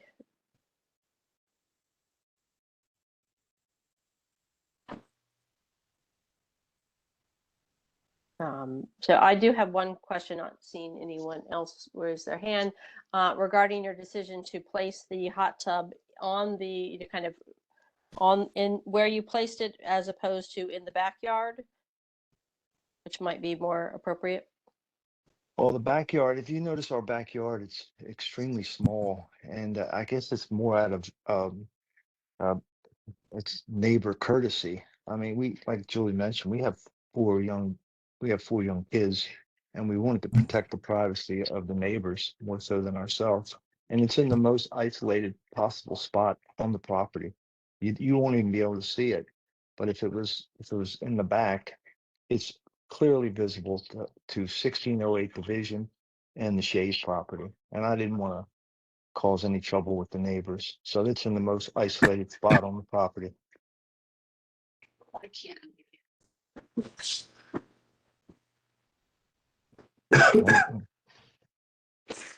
We do have a letter of opposition.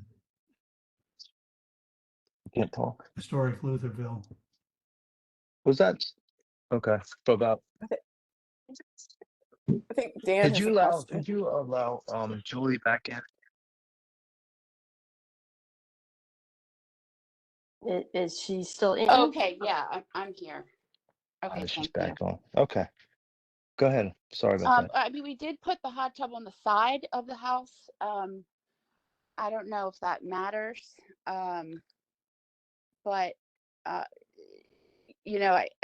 think it was practically just so you could be together, on the patio. But we did put it on the side so that that it's not like in the front. It's, I guess, technically on the side. And yeah, I guess the question was more, why not in the backyard? I mean, why not in the backyard? Because it's dark and dingy back there, and I don't know that it would have been used.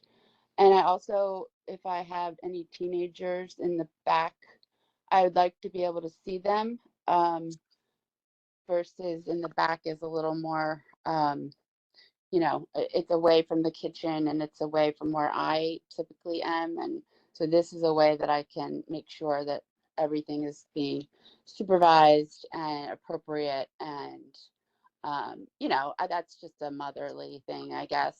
I think she's suggesting not way in Oh, the backyard, but in a different part of the patio behind the house more. Is that? oh, No, I was asking about the backyard. Oh, okay. Never mind. I mean, it does seem like it is as far back on the patio as it could be, you know. We really don't. It's an unusual property. There's so much Yeah. space in the front and there's no room in the back. I mean, I don't want to say no room, but it's very limited in the back of the house. And like I said, I think like the next house is right there, and we're trying to, in a sense, put it in a spot where it's isolated as much as possible. And then the Shays we get along with them wonderfully. And I didn't want to have any problems with the Shays. Or, I'm sorry, I shouldn't have our neighbors. And they, I asked him about it. He said, not a problem. So we tried to ask every neighbor if they had trouble with it. Nobody said nobody disclosed to me that they had any problems with it. Okay, Daniel, you have your hand raised. Yeah, so I mean, for me, the primary thing is more of the hot tub. I mean, with the stamped concrete, yeah, not appropriate for it, but it's more the hot tub. Yes, you might have better view, you might be in that area more, but it's also more visible to everybody else, which is part of the historic aspect of the house. So if you do have teenagers over, it's in a pretty visible area, but I can kind of understand that. I would suggest next time, if you did speak with the neighbors, I can't, and we really can't listen to hearsay. So we got one testimony letter and it was negative as far as this goes. So I would suggest if what you're saying about your neighbor, people react differently when they're talking to the person in their face compared to what they might really feel. So I would suggest that they submit, a letter of testimony next time if we come back to this, or depending on what the outcome of this is. But for me, the hot tub for the rest of the commissioners is more the issue and the visibility of that. I mean, it's right there in front for everybody. and Oh, we're going to cover that up. We didn't want to proceed until we talked to you, but we are going to shield that hot tub. Will not be able to see it. And I would assume we need to see the plans of how it's being shielded. I did submit some. I think if it's landscaping, we would not have to approve the specific plans for landscaping. It can be a, consideration, but we would, they can put this plant or that plant in. If they want to put a fence there, that's different. Yeah, we would need to. Once we kind of move, we're gonna get emerald green arborvitaes and plant them right there. You will not be able to see it at all. Okay, yeah, that just clarifies that's good for the landscaping versus a fence. My parents have a hot tub and they have a fence, and a lot of people do that. So just keep that in mind between the two. Sure, definitely. I didn't want to plant until I was talked to you, and then of course the dry summer, it's tough to get things growing.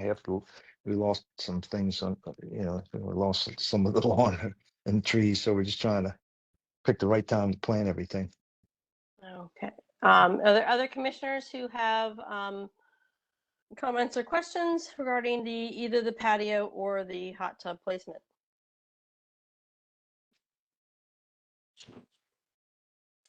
Hearing none, then I would entertain a motion.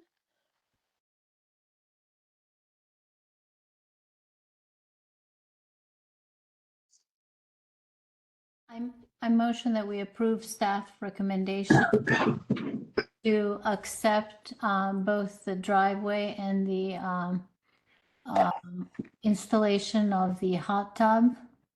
The staff recommendation was to ask the commission to determine if the material choice is compatible with the historic home and district.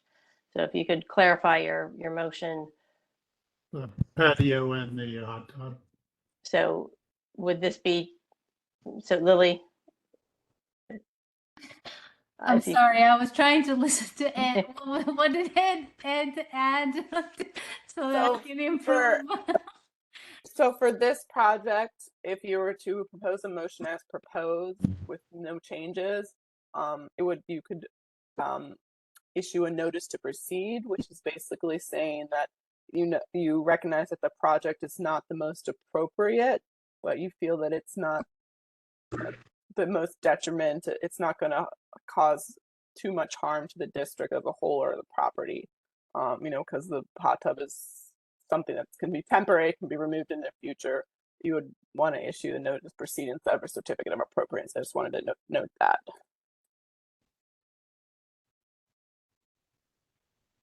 Okay, so I move to approve the project as proposed and issue a notice to proceed based on the driveway with stamped concrete.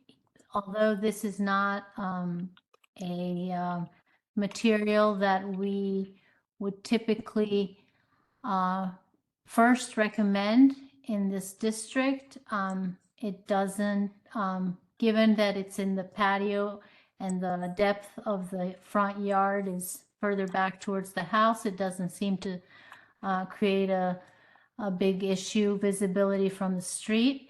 And I also move to approve the hot tub as proposed in that it's a located as far away from the front of Melanchthon Avenue, and with the addition that there be more landscaping, softscape to completely hide it from both streets, Division Avenue as well as the front street. Hey, Lily, I'm sorry to interrupt. I just want to clarify that we're not reviewing any driveway alterations and we do not have purview over landscaping. So just to, any mention of a driveway shouldn't be included in the review of the patio. Okay. I think she was just referring to the street. Okay. Yeah. The driveway is not anywhere near the patio. The patio does connect, the patio and walkways connect to the drive, but they are totally separate. I agree. Yeah. I'm sorry. Do you want me to change it? No, I was just clarifying that we're not discussing the driveway. Okay. Yeah, and that the landscaping is a recommendation in this, it's, you know, we have no authority over the landscaping. think We're what just she said- recommending. What she said, driveway, substitute patio. I think that would handle it. I second the motion. Thank you, John. Okay, is there further discussion from the commissioners? I have a question. I know that we're not authorized to review landscaping and such, but I'm wondering if, you know, and if the intent basically is to disguise this from the street, are we able to request something that identifies an area and approximate height of concealment that, you know, that's proposed, rather than, you know, just saying we'll plant you know, three arborvitaes or whatever in front of this. I guess I feel, yeah. Well, the arborvitaes that he's planted are only 2 or 3 feet tall. Right. Yes. Understand. Yeah. 20 years from now, they'll be fine, but. Yes. Yeah. 20 years from now, the actually hot tub they're- may not be there 20 years from now. Yeah, that's true. But actually, the arborvitaes are taller than that. You can get them up to 6 feet tall, and they grow relatively fast. You They're can, but fast the ones you growers. So. planted are very tiny. Yeah, we're just based on the image that was submitted with your application. They seem fairly short. That's correct. That's a good point. They're miniature spruces. They're not arborvitaes. Okay.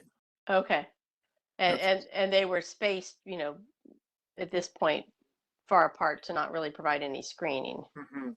We So yeah, so that's my question. If we're able to suggest that we'd like to see something that just you know, will provide concealment, which I think was Sure, kind of I drew some that on our site plan. I put I lined the trees in, and they'll be much higher. We want to make it invisible. And yeah, we wouldn't go with the small spruces. We're going to go with the more faster growing tree. The arborvitae is pretty fast growing. yeah, understand. I just don't think that was submitted. Was that? No, it says spruce trees on the site plan. Okay. Or Well, for the front, but in the back, there's I included on the one drawing arborvitae's on, it's going to, That was it's on the going to be back of the perfect. And I was, yeah. there'll be some on the front. Go ahead. Could you let Julie back in? I'm sorry. Miss Dyer, you're unmuted. Sorry, you keep muting me, which is, Oh, no, I haven't, ma'am. oh, no, yeah. is it just automatic? I just wanted to say that we will put up landscaping that will hide the hot tub. And we will make it of sufficient height that when you walk down the Langton and Division, you won't know that there's a hot tub there. That was our intention anyway, and then this all happened, and we haven't really known exactly how to proceed. But if you all will approve this, I promise you there will be landscaping that will hide the hot tub from all views from the road. And I guess my question was, Caitlin and Jessica, if we're able to just, add that as a, component of the, yeah. Sure. So since it has a code violation, we as a timeline for completion in order to close it out is typically 6 months.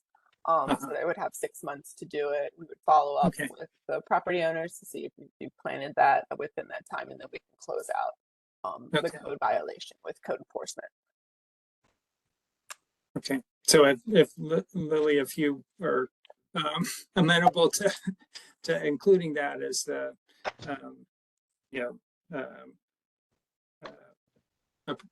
recommendation. Yes. Okay. And I think was John the second on that? Yes. Okay, great. Always happy to approve what Chris. Okay, great. Are there any other further? Oh, Ed, I see you got your hand raised. I have one problem. If we approve the stamped concrete, which we say in our guidelines is not allowed, it's, I don't know, but the next person that comes says It's approve allowed it on a case-by-case basis. What's that? It's allowed on the case-by-case basis. So if you specifically say that in this case, because It's not visible from the it's street. not visible, it's sunken down. So in Which future Lily cases- included in her motion as a justification. Okay. All right. Call the motion. Okay, great. I've called the motion. All right. So let's have a roll call vote. Yes, ma'am. Have Chris Parts, please. Yes. Dan, Yes. Ed, Yes. Jamie, Yes.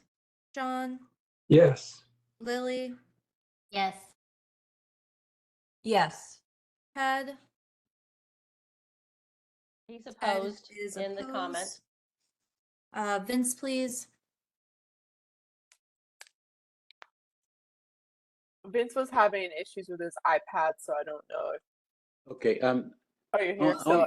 Okay. Here I am. I only got 2%, so you might lose me. But my vote is yes. Great, thank you, Vince. Tom, please. Yes. Wendy Yes. and Phoebe, please. No. Right.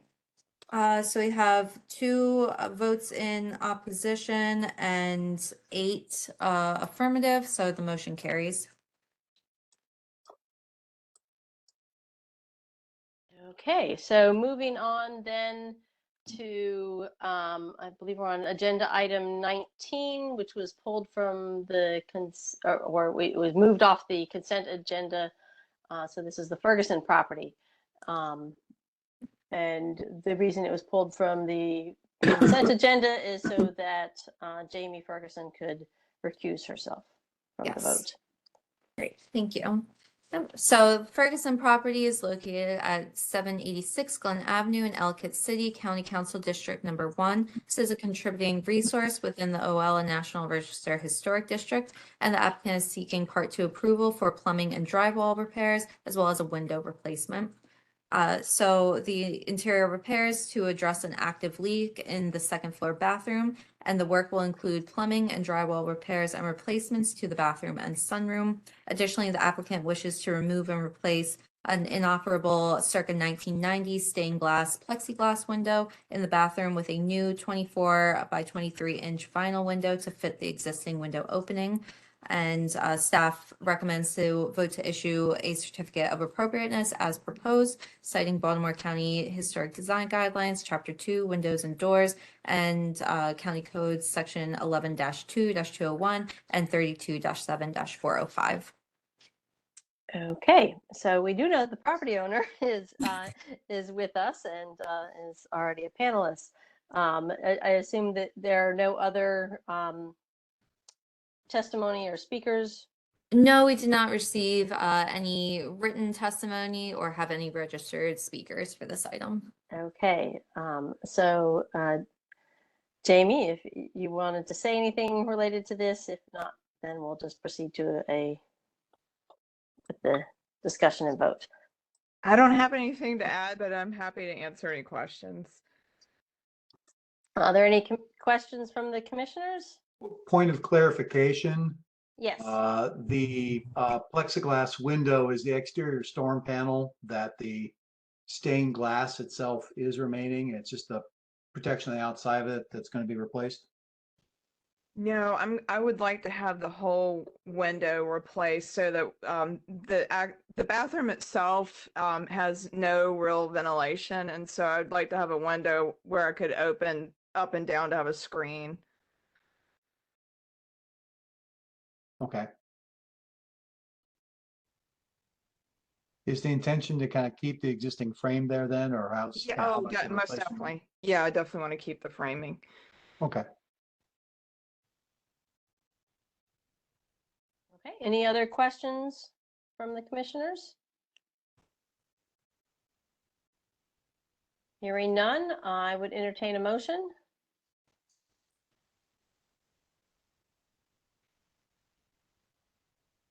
Motion to approve? So that would be to issue a certificate of appropriateness as proposed? Correct. Thank you. Okay, who was the second? Dan. Dan. Thank you, Dan. Okay, so we have a motion and a second. If there's no further discussion, then I would call a roll call vote. Great, thank you. Have Chris Parts, please. Yes. Dan, Yes. Ed. You unmuted, Ed? Yes. Great, thank you. John, please. Yes. Lily, Yes. Raquel, Yes. Ted. Great, thank you, Ted. Vince, Yes. Tom, Yes. Wendy, Yes. and Phoebe, please. Yes. Great, thank you. Okay, now moving on to agenda item 20, the Mecca property. Property is located at 3611 Blackstone Road in Randallstown, County Council District Number 4. This is a contributing resource within the Fieldstone County Historic District, and the applicants have proposed a second-story rear addition. So the property, again, is a contributing resource constructed in 1935. The home is constructed with random coarse fieldstone and board and batten. The applicant is requesting to construct a 27-foot and 6-inch by 17 feet and 3-inch addition off the rear of the house on the second story only. The addition will be constructed over the existing flagstone patio and walkway area, creating a covered patio area. The existing patio will be removed and replaced with a concrete slab covered with flagstone or brick pavers and extend to align with the edge of the new addition, 28 by 13 feet. The addition will be supported by 10-foot square posts covered with hardy trim. The addition will have a low slope shed roof to be covered with architectural shingles to match the main house. The overall height of the addition will be 21 feet and 6 inches, about a foot shorter than the height of the existing house. It will be sheathed with hardy siding and staged hardy shake detail on the sides below the roof line. The applicant notes that that there will be evenly spaced windows on the rear elevation of the right side elevation, and they will have 6/6 sashes to remain consistent with the existing style on the house. And these details were taken from neighboring infill construction. Overall, staff feels that the addition is appropriate and asks the commission to discuss the design in relationship with our design guidelines. Staff would prefer that only one siding type be used to keep the addition simple and consistent with, and recommends that only the lapped hardy be used. The neighboring property is an infill new construction house and is considered non-contributing to the historic district. Siding styles should stay consistent with the subject property or other contributing resources in the district. So staff recommends that the LPC discuss the addition, design, and material choices and determine if it meets our design guidelines and then approve or modify accordingly. Further, staff recommends the following conditions for a conditional approval. That only lapped hardy siding be used to cover the exterior of the addition, citing Baltimore County Historic Design Guidelines, Chapter 6, New Construction Additions and Non-Contributing Structures, County Code Section 32-7-405. Okay, and were there any letters submitted, testimony, or speakers other than the property owner? No, no written testimony, no registered speakers, but we do have the property owner, Miss Jessica Mecca, with us tonight. And Miss Mecca, yeah, no. Hi, thank you so much. I know it's getting late. I'll be quick. I bought this property in 2020 for myself and my 2 children. It's a 3-bedroom property and it served us very well. We are so in love with the home and the neighborhood and have been deliriously happy for the past 5 years. And I recently got married a month ago, in fact. And now my blended family has 4 children. So we went from a family of 3 in this home to a family of 6. And we love this home so much and we don't want to move. We want to stay here and we want to make this property work for us. And so that's why we are proposing this addition. We are fully on board with doing one type of siding. The lapped hardy absolutely would work for us. And so we have no qualms or questions about that. Okay, do any of the commissioners have questions for the property owner? I have a question. Okay, Ed? Be willing to consider board and batten? I'm looking at the north-facing side of the home. Yes. It shows some existing board and batten, just to not have yet another material. Have something that picks up something you've already got, I think. Yes. So the side of the house that is, oh my gosh, I wish I could control this. The side of the house that faces north, or that's labeled left side elevation, has some board and batten, or that, if I'm understanding you correctly, the vertical siding. Yeah. And then the other side, the right side elevation, has on the you can see it from the photograph in the slide above.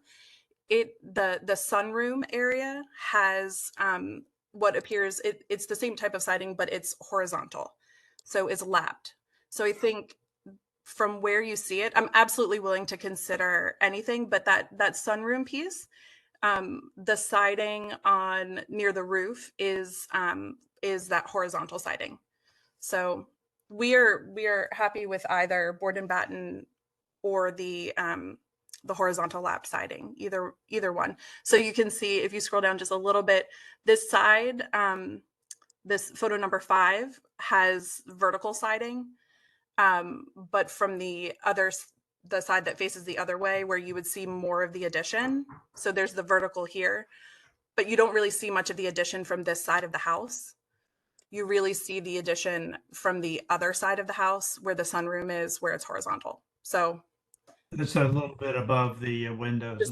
Just the tiny, yeah, that little bit, yeah, above the windows, and from the front, it's horizontal as well.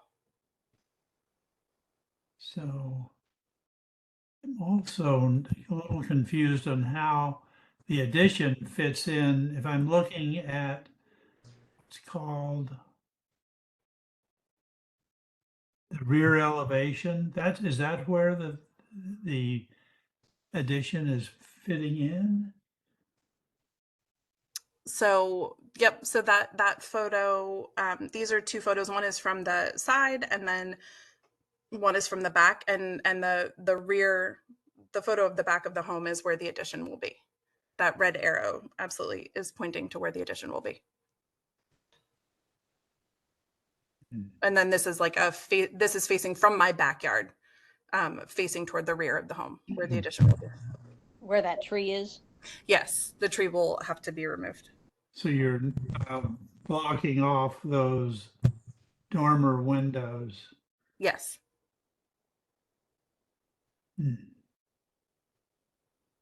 Seems like, how does the roof work then?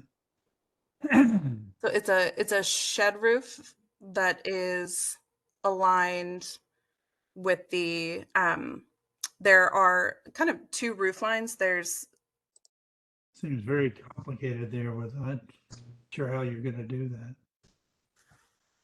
I'm gonna rely on my architect to help me figure that out, and my contractor. Who's the architect? So I'm working with Reisterstown Lumber. Her name is Susan Keeney.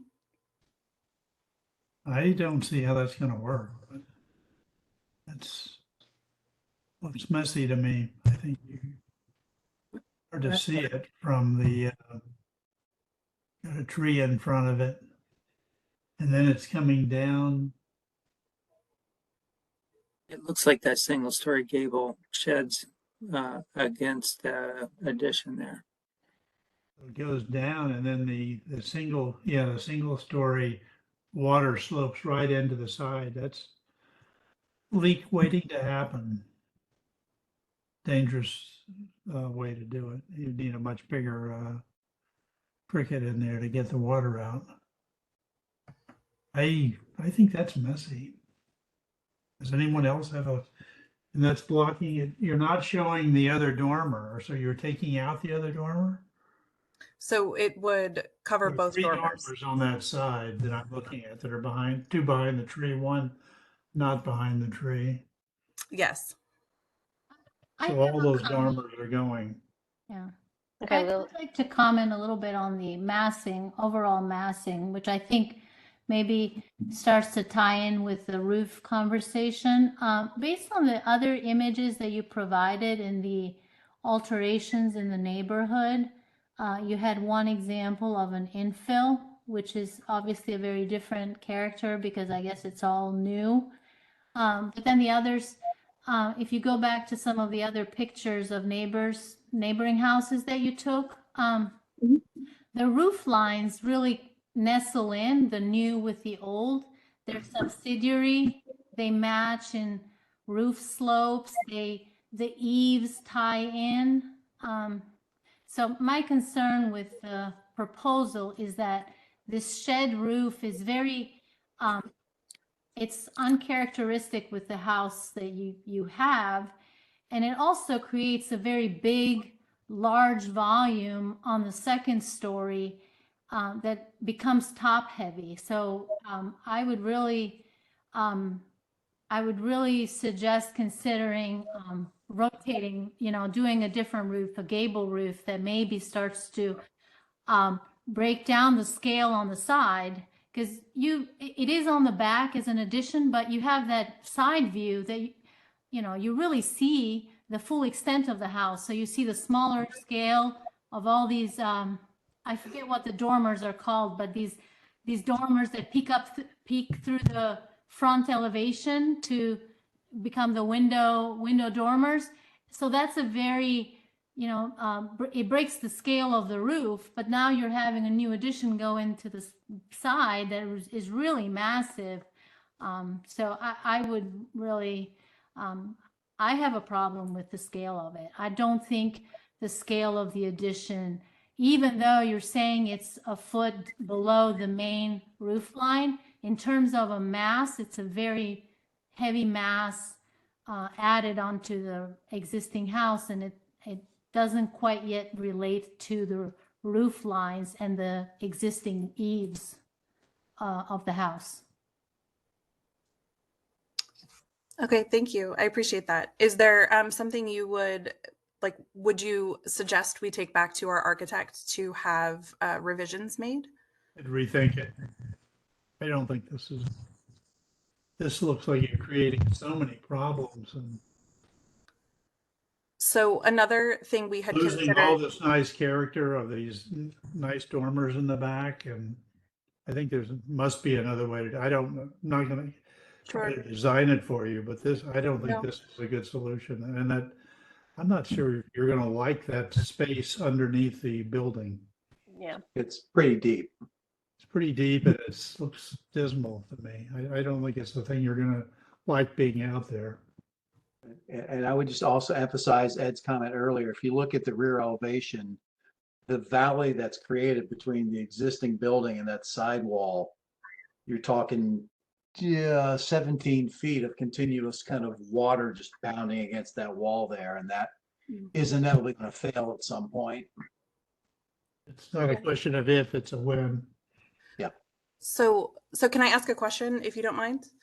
Another option we had considered before a second story addition was to come off of the sunroom and build almost like an L shape to create a patio, like an not entirely enclosed, but a U-shaped patio in the back, and have almost like a hallway extend, and then parallel to the house do an extension that is there. Do you think that would also have the same issues with the scale and mass? I think it depends on the scale and mass that you design. Have you thought about a first floor master bedroom? The primary bedroom is already on the first floor, so we need to add 2 bedrooms and a bathroom. The upstairs currently there are 2 bedrooms and 1 bathroom.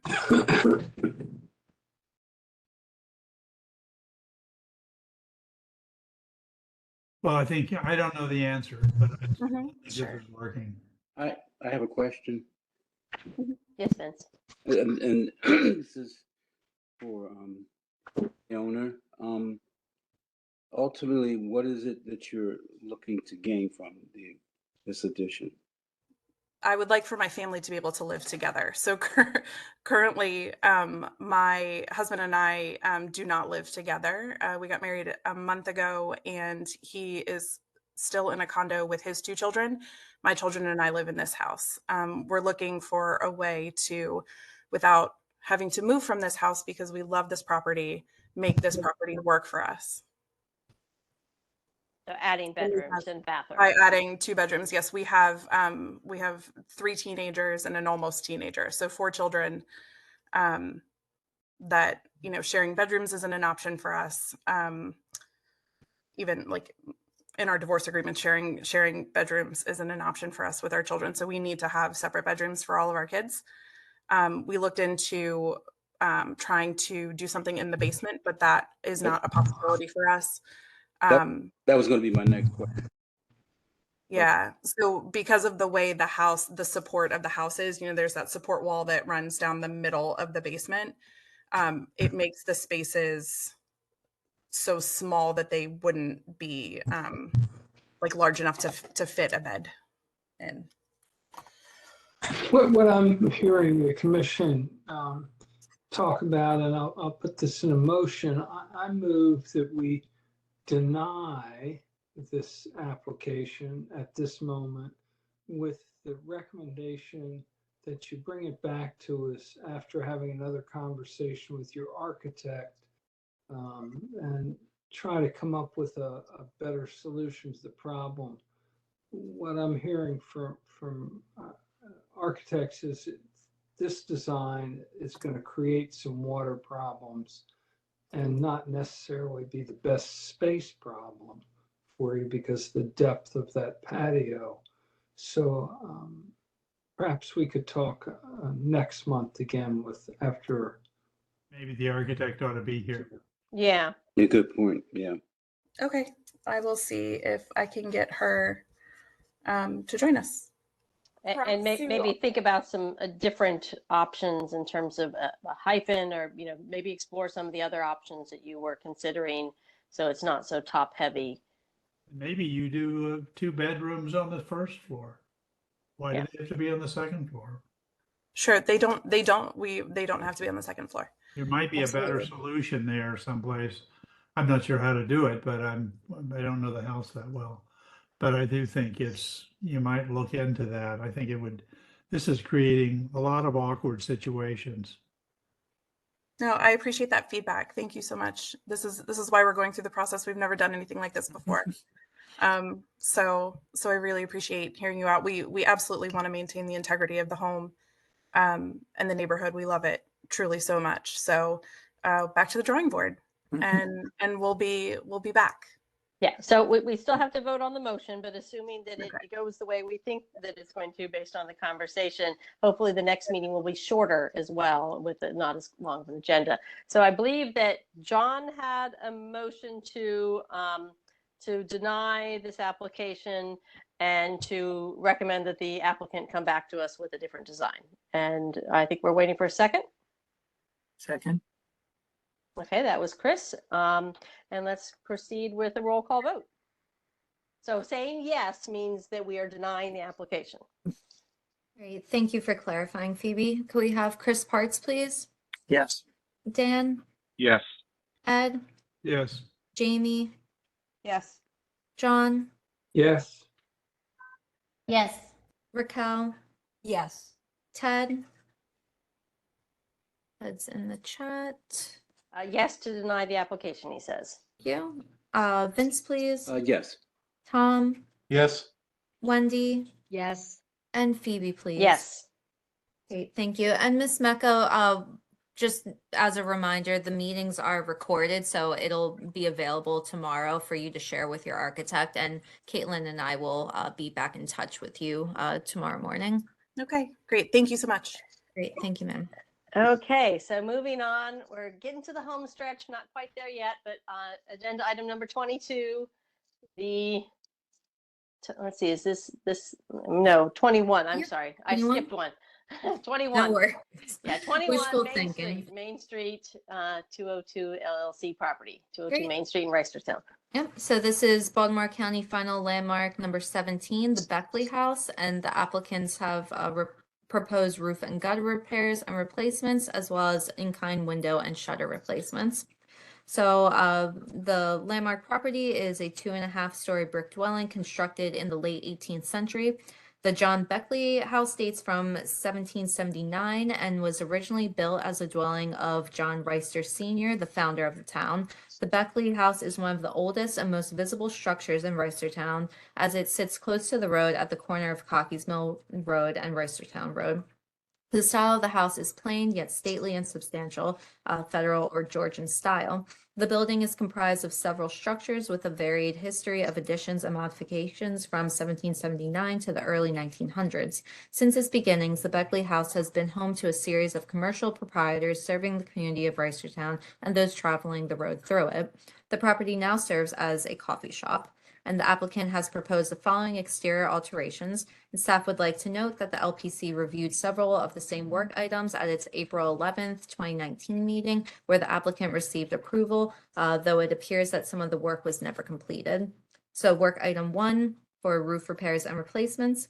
The main block and rear west additions have standing seam gable roofs, while the small rear addition has an asphalt shingle shed roof. The south side addition has a gable roof with a standing seam on the east gable facade, while the rear gable is asphalt shingle.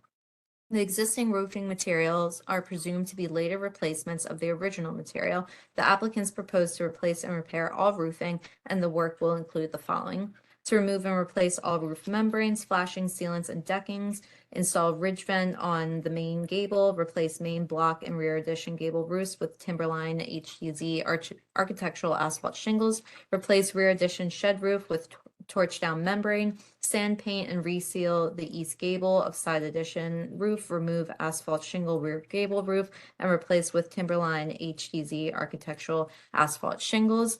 The applicant notes that an in-kind standing seam roof replacement would be cost prohibitive to the owner. Staff would like to note that on the roof plan, it states that the existing metal roofing will either be repaired or replaced in kind, which is different than was written in the work description of the application. The standing seam may not be the original roofing material, however, has been on the structure for more than 100 years, as seen in a photo from 1910. The material is appropriate for the style and age of the home. With no historic images or other information to help us identify the original material, the standing seam is the most appropriate. Our guidelines state that roofing must be replaced in kind, and our guidelines also allow the LPC to consider alternative roofing materials if the proposed material is visually compatible with the existing. New materials must match original in color, texture, size, shape, profile, and general appearance as closely as possible. The proposed asphalt does not have the same visual appearance as the standing seam, and staff asked the commission to discuss this and ask the applicant if different types of metals were considered. The metal material used does not need to match whatever the existing metal is. A more affordable metal may be used if the same visual appearance as the existing. Considering steel versus aluminum or exposed fastener panels, that would be more visually compatible to standing seam. Staff would also like to note that in April of 2019, the LPC approved for repair of the existing metal roofing where needed, and it was noted that if the repairs were not feasible, an in-kind replacement or partial replacement would be made to match the existing material. From photos from 2019 to present, it appears that this work was not completed. Work item 2, eaves, soffits, rakes, and fascia replacements. The existing trim at the roof lines, including the eaves, soffits, rake, fascia, etc., is a cobbled together assemblage of old painted wood, white coil stock, and red coil stock. Most but not all of the trim is heavily damaged and is in desperate need of replacement. There are many openings where squirrels and birds have entered the attic, and the applicant proposes to replace all damaged roofing trim with wood or coil stock.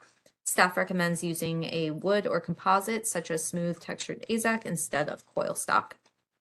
For work item 3, gutters and downspouts, applicants propose to replace all damaged gutters and downspouts with 4-inch galvanized metal downspouts and 6-inch half-round galvanized metal gutters, and this item was also reviewed and approved in 2019. Finally, work item 4, windows and shutters. The structure has a mix of original and vinyl replacement windows in various condition. Additionally, there are several windows that have been boarded up on the northeast addition. The application states that all original wood windows will be repaired in kind. 7 vinyl replacement windows will be replaced on the second story of the east facade and the north and west elevations. The boarded up windows will be replaced in kind, and the windows are a mix of 1/1 and 6/6 double hung vinyl windows. No information on the conditioned or detailed photos of existing windows was submitted. Additionally, there is no information on the window replacement product that will be used. And staff asked the commission to clarify the type of replacements that will be used, including the material and style, and determine that more information is needed before we can fully review the window replacement. Again, this item was reviewed and approved by the commission in 2019. And we'd also like to note that there are 5 pairs of plastic black faux louvered shutters on the front facade on the second story. All pairs of shutters on the front will be replaced with wood shutters, and no information on the type of hardware or how the new shutters will be hung, or information on the style of the shutters was included in the application. So staff asked the LPC to review the proposal and determine if it meets our design guidelines, particularly with the roofing, windows, and shutter replacements, then modify accordingly. Staff recommends the following conditions for conditional approval. First, for work item 1, that the roof material must be in kind, such as standing seam metal roofing material instead of the proposed asphalt. For work item 2, that wood or composite material such as smooth textured AZEK instead of the metal coil stock. And finally, for work item 4, the shutter replacements must be louvered and shutters must be hung properly using reproduction hardware, citing Baltimore County Historic Design Guidelines, Chapter 2, Windows and Doors, and Chapter 3, Roofs, County Code Section 32-7-405. And we did not receive any testimony for this project or have any registered speakers, but we do have the project representative, Mr. Brendan Schreiber, with us tonight. And Mr. Schreiber, if there's anything you'd like to add to our summary. Sure. Hi, my name is Brendan Schreiber. My company owns this property, but I'm actually a resident of Reisterstown over on Chatsworth Avenue. And we purchased this building in partnership with the Reisterstown Improvement Association, who had their, the town welcome center and their office in the building. They were the anchor tenant for the first 5 years, as well as the Ricer's Daughter coffee shop.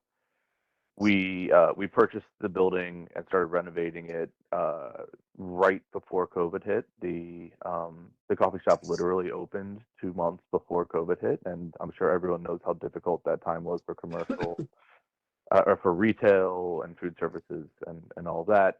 But one of the other things that became a problem for us is that underwriting standards for loans for commercial real estate became much tighter, and even with interest rates as low as they were during the first part of COVID, it was extremely difficult to get anyone who would provide the loan to a loan to complete the exterior portion of the work, which was effectively phase two. So in case there was any concern about why we hadn't completed it, that's basic. It basically just became cost prohibitive not to just not do some of it, but pretty much not do all of it.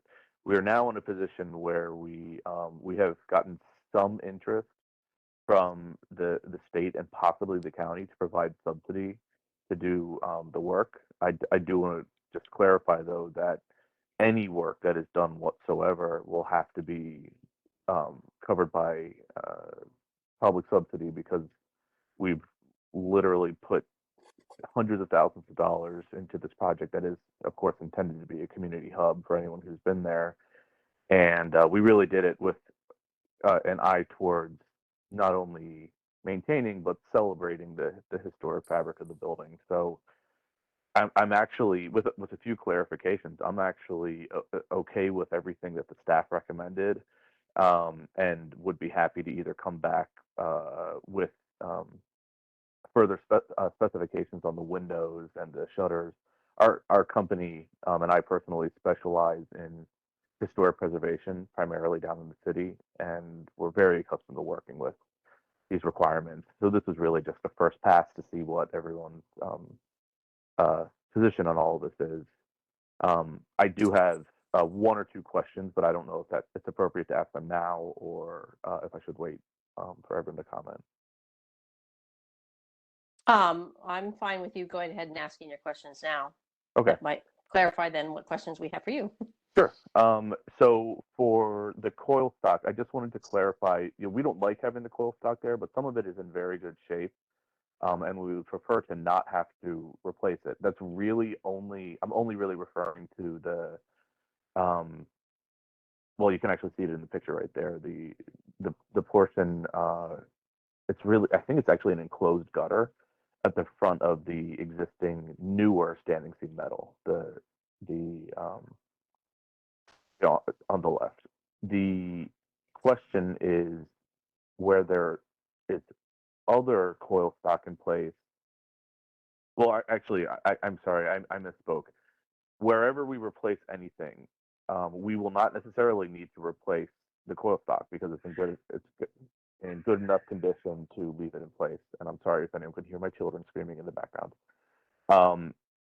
So my question is, do we need to, is LPC's position that it would prefer to, but we do not need to replace the existing coil stock on rakes and eaves that are not going to be replaced, or the roof's not going to be replaced? Or are you guys saying that we have to completely replace all of it?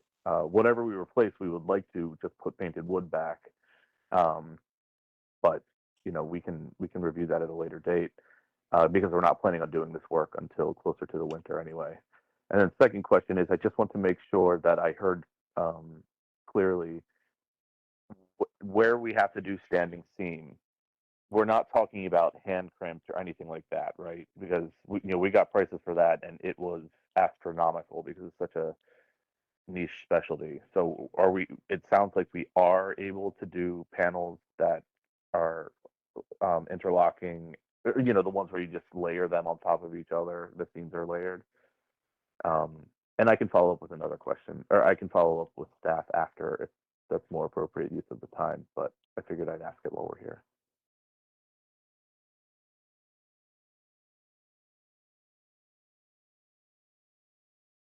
Would staff prefer to address those questions, or since I think it was required asking about staff recommendations?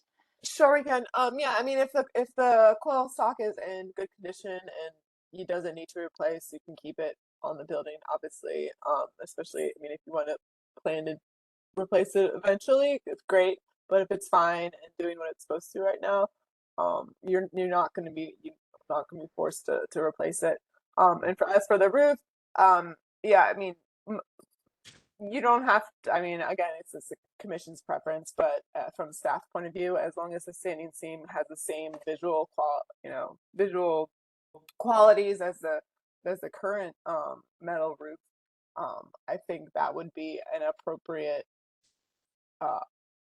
option as a replacement if the commission also agrees. I think there's a rarity that we have had someone actually do the hand pressing and stuff like that. So if it is, most of it does come in those sheet panels, and again, that's the commission's. I think you would have to need make to that see decision. what they're proposing. Yeah, It if we needs had a to be- product or the product specifications from a company showing the type of panels. I think there can be different heights of the seam too. It would also be good to see the widths, comparing proposed width to what your width is currently. Are these things that can be approved at the staff level, or would we need to come back to LPC again for that review? I think they need to come back, and this is a landmark building, an important building. I think they need to come back with drawings that show us what they're if they're saying that the lower level thing does not need to be replaced, just say soffits and rakes to be just to remain. If they're replacing it, I think they should be done in wood, hardy board, or exact painted. Yeah, it may be helpful if you do resubmit, come back to us, given the prominence of this property and its location, it's to have a resubmitted application that's well labeled, with numbers in terms of each location, and then the product specifications that match up to those numbers. In each elevation, and just number the windows and tell us what you're doing with each one and how they're different from what's there now. Yeah, And like which particularly ones you're replacing, which ones you're not replacing, what you're doing with the roof and what you're not doing with the roof. It's and samples, or manufacture something from a catalog that shows us what you're picking for each of these, so we can judge them. Yeah, and staff can provide guidance and, kind of guidelines in terms of what their recommendations would be in the meantime. And particular for those windows where they're boarded up now, you can't just say in-kind replacement because they're boarded up. So we need to know what you're going to replace them with. I heard that myself. And I was like, wait, that's not what we meant to say. Yeah. Yeah, No, I mean, and I was up to say from 2019 application, you guys did have really good drawings. Yeah, right. Perhaps look at those and maybe update them to what's currently on there, so that would be helpful. Yeah, this is like I said, this is very much meant to be a first pass, just to get a sense for sort of what the guardrails we have. I mean, your existing approval, is still approved. So it hasn't, expired, but, we would encourage you to, come back with what you're wanting to do now, to the extent that has changed. I also see a comment, just want to get this on the record, from Ted in the chat. I agree with Ed. This is a prominent building and we need to be attentive to detail. Okay, Ed, did you have something else to say? I think we should, I can make a motion that we reject the current plan and that they should come back with more detailed plans that show clearly what they're doing in each elevation, each roof, each window. If it's to remain, it's to remain. If anything's to change, tell us what they're changing. Staff can show you examples, and you had a good example in 2019, so. I second that. Okay. Yeah, just for Caitlin and Jessica, if we are denying this application, does that do anything to their previously approved application? That's a good question. Would it make it easier if I just withdrew the application? Would that be helpful? I think they need to come back and reconcile. Yeah, no, we do Well, want them to yeah, come back and yeah. reconcile. We just want to make sure that we're not like, I don't think we can still deny it. We can use it as a withdrawal. I mean, you can still come back and with better plans. Well, it's a denial with the recommendation to come back with more detail. So we are not yeah, absolutely denying it. So those yeah, things. that part's clear, 2019, John. It's just, I I feel don't want, I'm just wanting to make sure that the intent is that we are not denying anything from the previous 2019 application, that still stands. We're just denying this current 2025 application and with the recommendation that what's before us today is what we're declining. No conflict with anything. The previous one's still okay, but we want you to come back with what you're wanting to do now. Yeah. Okay, just want to get that on the record. And so I it do doesn't have it doesn't make Yeah. sense to withdraw it, is what we're saying. Well, Yeah, can he I withdraw think it at this point when we're in the meeting right now? I think you would be worse withdrawing it because that puts the approvals more in jeopardy than us asking you to come back for complete approvals. We're not making a motion to rescind any previous action. It's a separate motion. As long as we're confident in that, then Yes. Yeah, that's fine. Okay, so I think we got that clarified, hopefully. I had one question in addition. Yes, There's Chris. a reference to the windows and shutters, and I guess just looking at the 1910 photo, I don't see shutters on the building. I'm wondering if I'm missing something, or is there a need to have shutters up there? Good point. Good point. I mean, our position is we are comfortable following the recommendations of the LPC. It is the entire building is kind of cobbled together. I mean, there are all sorts of patched brick from trucks, and apparently there was a bus full of nuns that ran into it one time. I mean, the entire building is sort of a Frankenstein monster. So, if we don't need to spend money on shutters, we don't spend money on shutters. But That's my point. I think the shutters would have to have historic hardware and things like that. And I think you could have money spent better elsewhere and, not do a proper role.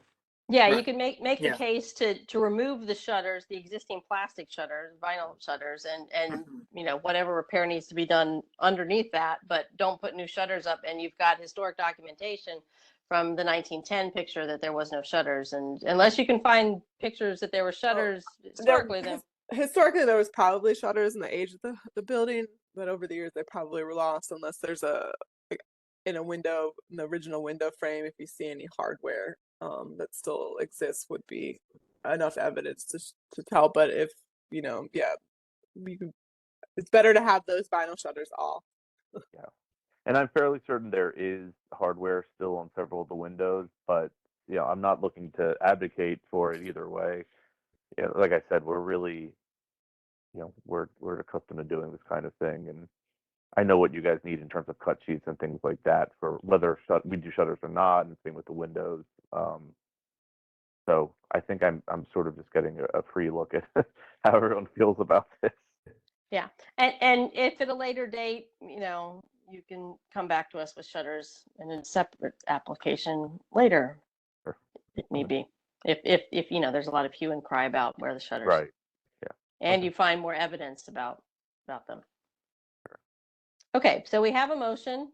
Is there any other discussion? Hearing none, then I'll call for a roll call vote. Sorry, could we restate who made the motion and seconded? I did. Okay, And I seconded it. great. Thank you so much. All right. Could we have Chris Parts, please? So Yes. a yes is to deny the application Right. as presented. Yeah. So yes. Thank you. Dan? Yes. Great. Ed, please. Yes. Jamie? Yes. John? Yes. And Lily has recused herself. So Raquel? Yes. Ted? Yes to deny. Great, thank you. Vince? Yes. Tom? Have your vote, Tom? Sorry, muted again. Yes. Thank you. Wendy? Yes. And Phoebe, please. Yes. Great, thank you. Okay, so now I think we are on our final item for discussion, number 22. Yes, thank you for your patience. Home stretch, and I'm down to 14% on my device, so. All right. So this is the Thompson property at 3613 Stony Brook Road in Randallstown, County Council District Number 4. This is a non-contributing resource within the Fieldstone County Historic District, and the applicants have proposed a rear vinyl fence installation. So the property is a single-story ranch-style dwelling constructed in 1951, and the home is clad in vinyl siding with a low-pitch asphalt shingle cross-gable roof. The applicants propose to install approximately 325 linear feet of 6-foot vinyl privacy fencing along the rear property. The fencing will begin at the northeast and southeast corners of the home, and a gate will be installed on the southeast run. No information was provided on the gate material. And staff is currently awaiting updates on a potential wood fencing material from the applicant, which was confirmed yesterday. It seems that the applicant is open to wood fencing, but they would prefer the vinyl. So staff would recommend that the commission deny the proposed vinyl installation and move to approve a similar 6-foot wood stockade privacy fence, and to either modify or deny the application accordingly, citing Baltimore County Historic Design Guidelines, Chapter 7, Fences and Landscapes, County Code Section 32-7-405. And we did not have any registered speakers or receive any testimony for this project. And we do not have the property owner or the applicant with us tonight. Okay, so then it's just for the commissioners to discuss whether we would approve the vinyl fence, whether we deny the vinyl fence, and or would we approve a wood fence, and what kind of wood fence, or we would leave that to staff to review. Remind me what the guidelines say about vinyl fencing. Generally not approved, right? Yeah, it's on a case by case basis. Like before we approved it where it was in a Glendon property, I believe, where it was neighboring property was the Glendon pool, which was outside of the historic district, and it had wood fence, but that kept getting knocked down by delivery trucks hitting it. They wanted something a little bit more sturdy, but it was only for one section. The remaining of the property was done in wood. And the one that we most recently did, which was the vinyl picket, which was, had more, it wasn't as solid as like the vinyl privacy fence. And that property was not connected to the remaining part of the Franklinville County Historic District. It was across the road. So there was no consistency with other properties that had like wood. So usually if it's a contributing, non-contributing building, visibility, like location, how big the property is, if it's in a district, or if it's a single individual landmark property. And this one, the neighboring properties have wood estate style fence. Thank you. And just to clarify in terms of the pictures, this is not a corner lot. This is in the middle of a block, correct? Yeah. Okay, just the picture that they showed was looked like it was a corner lot fence. Yeah. Okay. Right, that was just the material. Okay, I just want to clarify that in my own mind. That was just an illustrative. Yeah. Okay. Thank you. Example. Okay. I'll make a motion and then we can discuss. Thank you.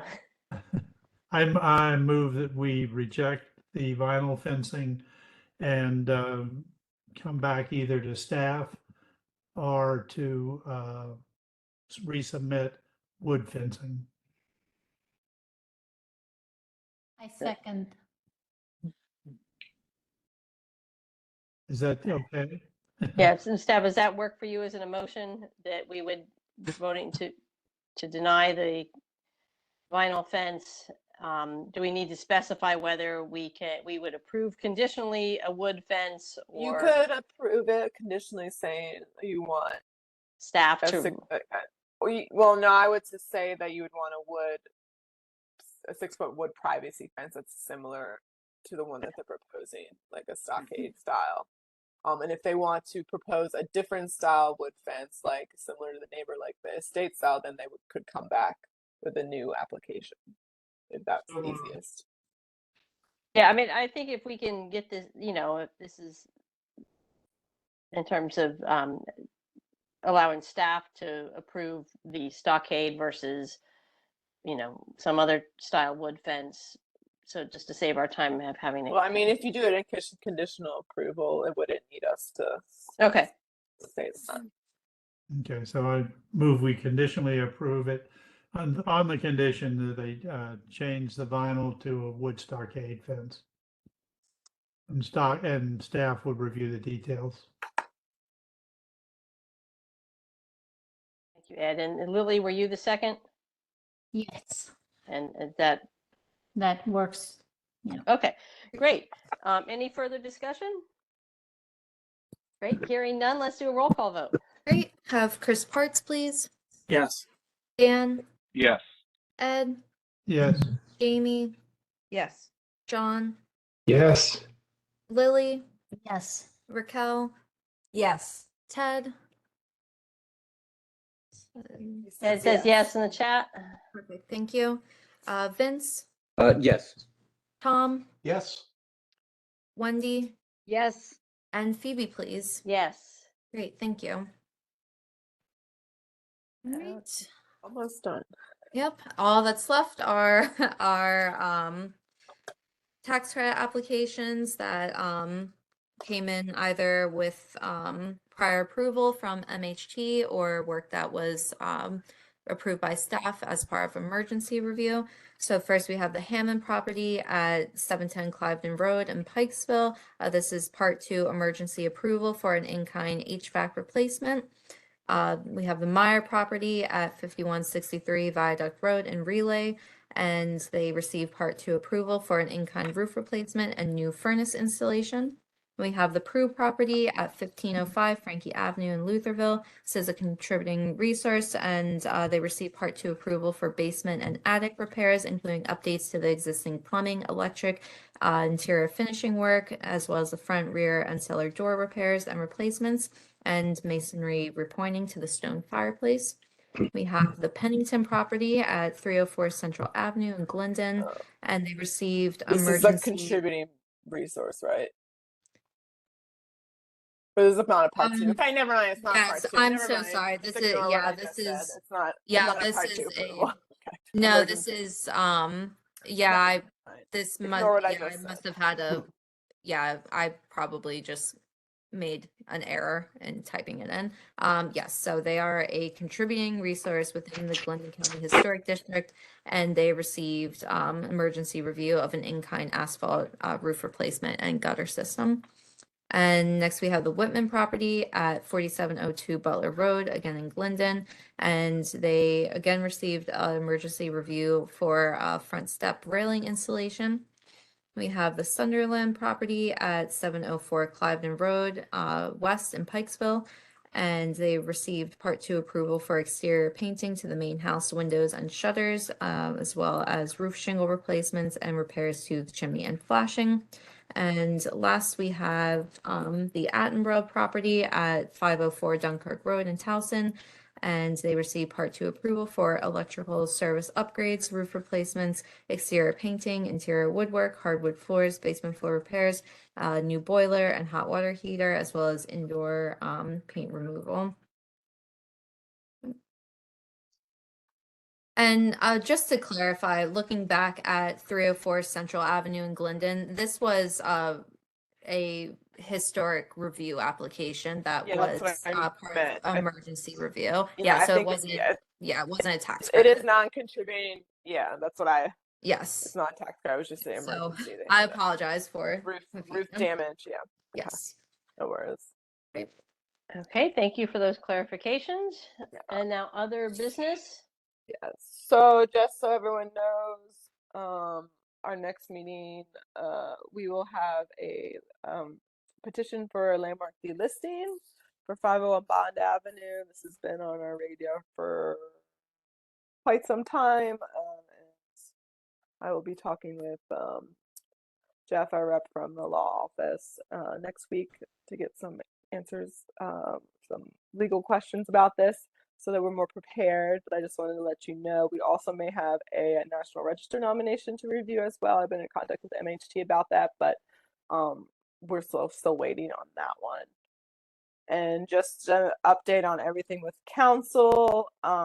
Still waiting on updates on all the bills and everything. We haven't found out anything. Once I do, I'll let everybody know about what's going on with that. But right now, I don't know after the last work session and our meetings we've had with Preservation Alliance. So just for the commission's point of information, so we did get a response back from MHT to a letter that I wrote to them about all three of the bills, but they only provided guidance on one of the bills, the demolition bill. So we are waiting for further guidance on that. So we can, I don't know if did that get circulated to the entire commission? The letter? It did not, but I can share it. Yeah, if you could share that with the entire commission, I think that would be helpful. And if there are any members of the public who would wish to see that, they can request that from staff as well. I don't think there's anybody still on. Well, on the recording. Maybe there's one. True. Anyways, and I would also encourage the commissioners, to continue to provide feedback regarding these bills. There are some suggested kind of amendments for the demo bill, for the I'm sorry, it's late and I'm tired. Appeals bill. Yeah, the appeals bill, there was some revisions to the language on that. For the one that would require the LPC to meet in person, that was resubmitted in the same format. And I would be interested in the commissioners providing feedback regarding what the impact of in-person meetings would be on the running of our meetings, and that your ability to continue to serve on the board, on the commission. All right.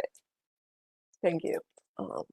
Yeah, that's, other than that, thank you for hanging in there for 3 hours. It was a very long agenda, which we haven't had one like this in a while since I've been here. Yeah. Thank you to staff for having everything so well prepared so that we could get through that as easily as we did, considering how long the agenda was. Thank you, Phoebe. Yeah, so with that, I would entertain a motion to end the meeting, and I think that will be pretty quick. So moved. I think that's Tom, Chris. I heard both. So all in favor? Aye. Aye. Yep. Okay, great. Good night.